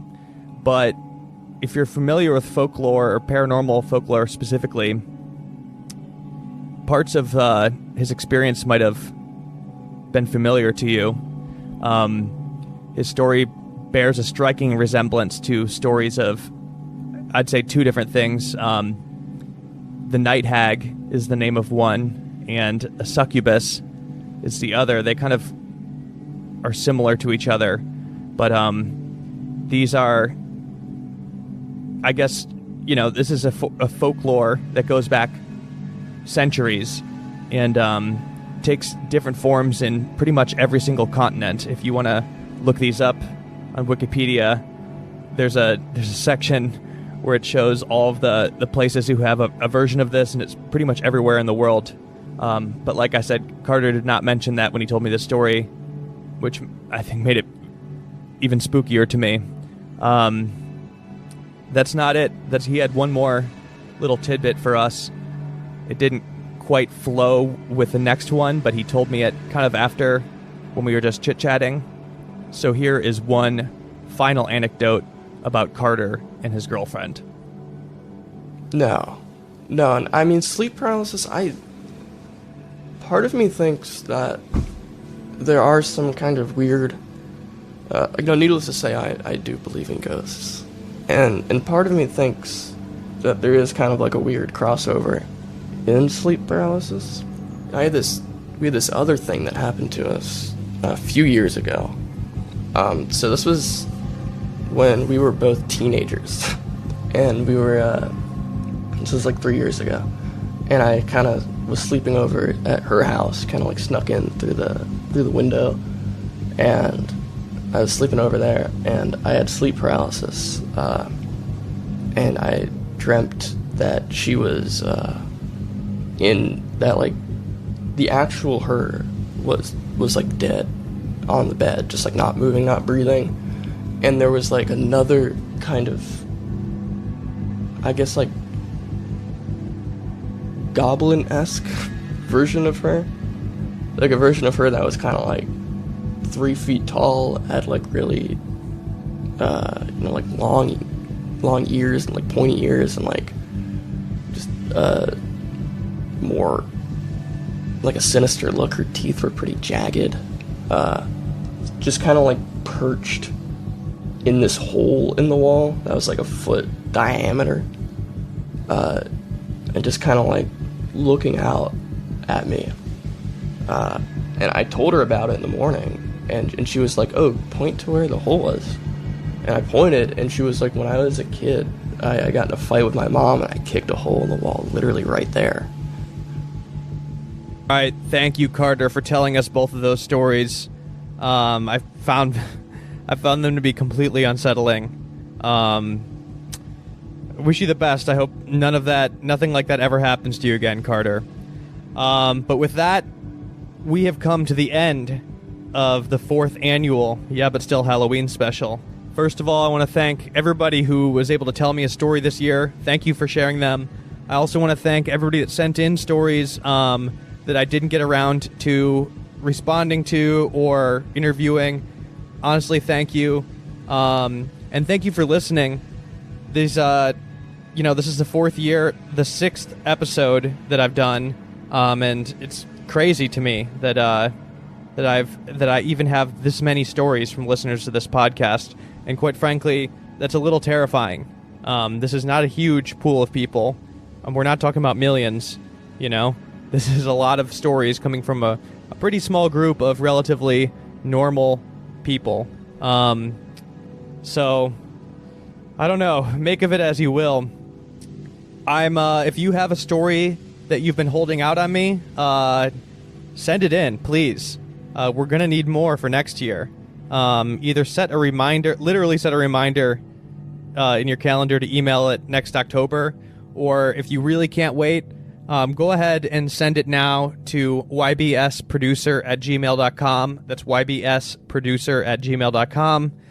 Go ahead and send me a summary if you want. I for sure will need more next year. If it's a relative of yours or a friend who has this story, talk to them. See if they're willing to tell me it. Do a little investigating. Like, it's been 6 episodes. I'm going to reach the bottom of the barrel. I'm just start scraping or expanding outward to find more of these. Either that, or you guys better go out and get haunted. You better go see a UFO or something, because I'm going to need more stories if we're going to have a 5th episode. Seriously, thank you, everybody who submitted one. Especially thank you to the ones that I did not get a chance to record, or people who I didn't respond to. We get a lot of submissions, and I apologize for not being able to respond to every single one of them. I want to thank Brian Robert Jones for editing help on this year's special. I want to thank North Americans once again, doing the soundtrack every single year, letting me use your music. Everybody check out North Americans. One of my good friends, but also one of my favorite musicians. Thanks to Christine Wagner for production help, and also thanks to Christian, aka Ghost Bongo, for doing the artwork on both Halloween specials this year. And with that, we are officially at the end. So thank you all for listening. Please send me any stories you have. Go out and find them. Go get haunted, because I'm going to need some more stories for next year. With your help, I might be back for the 5th Yeah But Still Halloween special. But anyway, thank you for listening, and happy Halloween. Hand me Johnny's paw, Mama, 'cause I might squeeze him too tight. I'm having crazy dreams again, Mama, so let me tell you about last night. I woke up in Johnny's room, Mama, standing right there by his bed,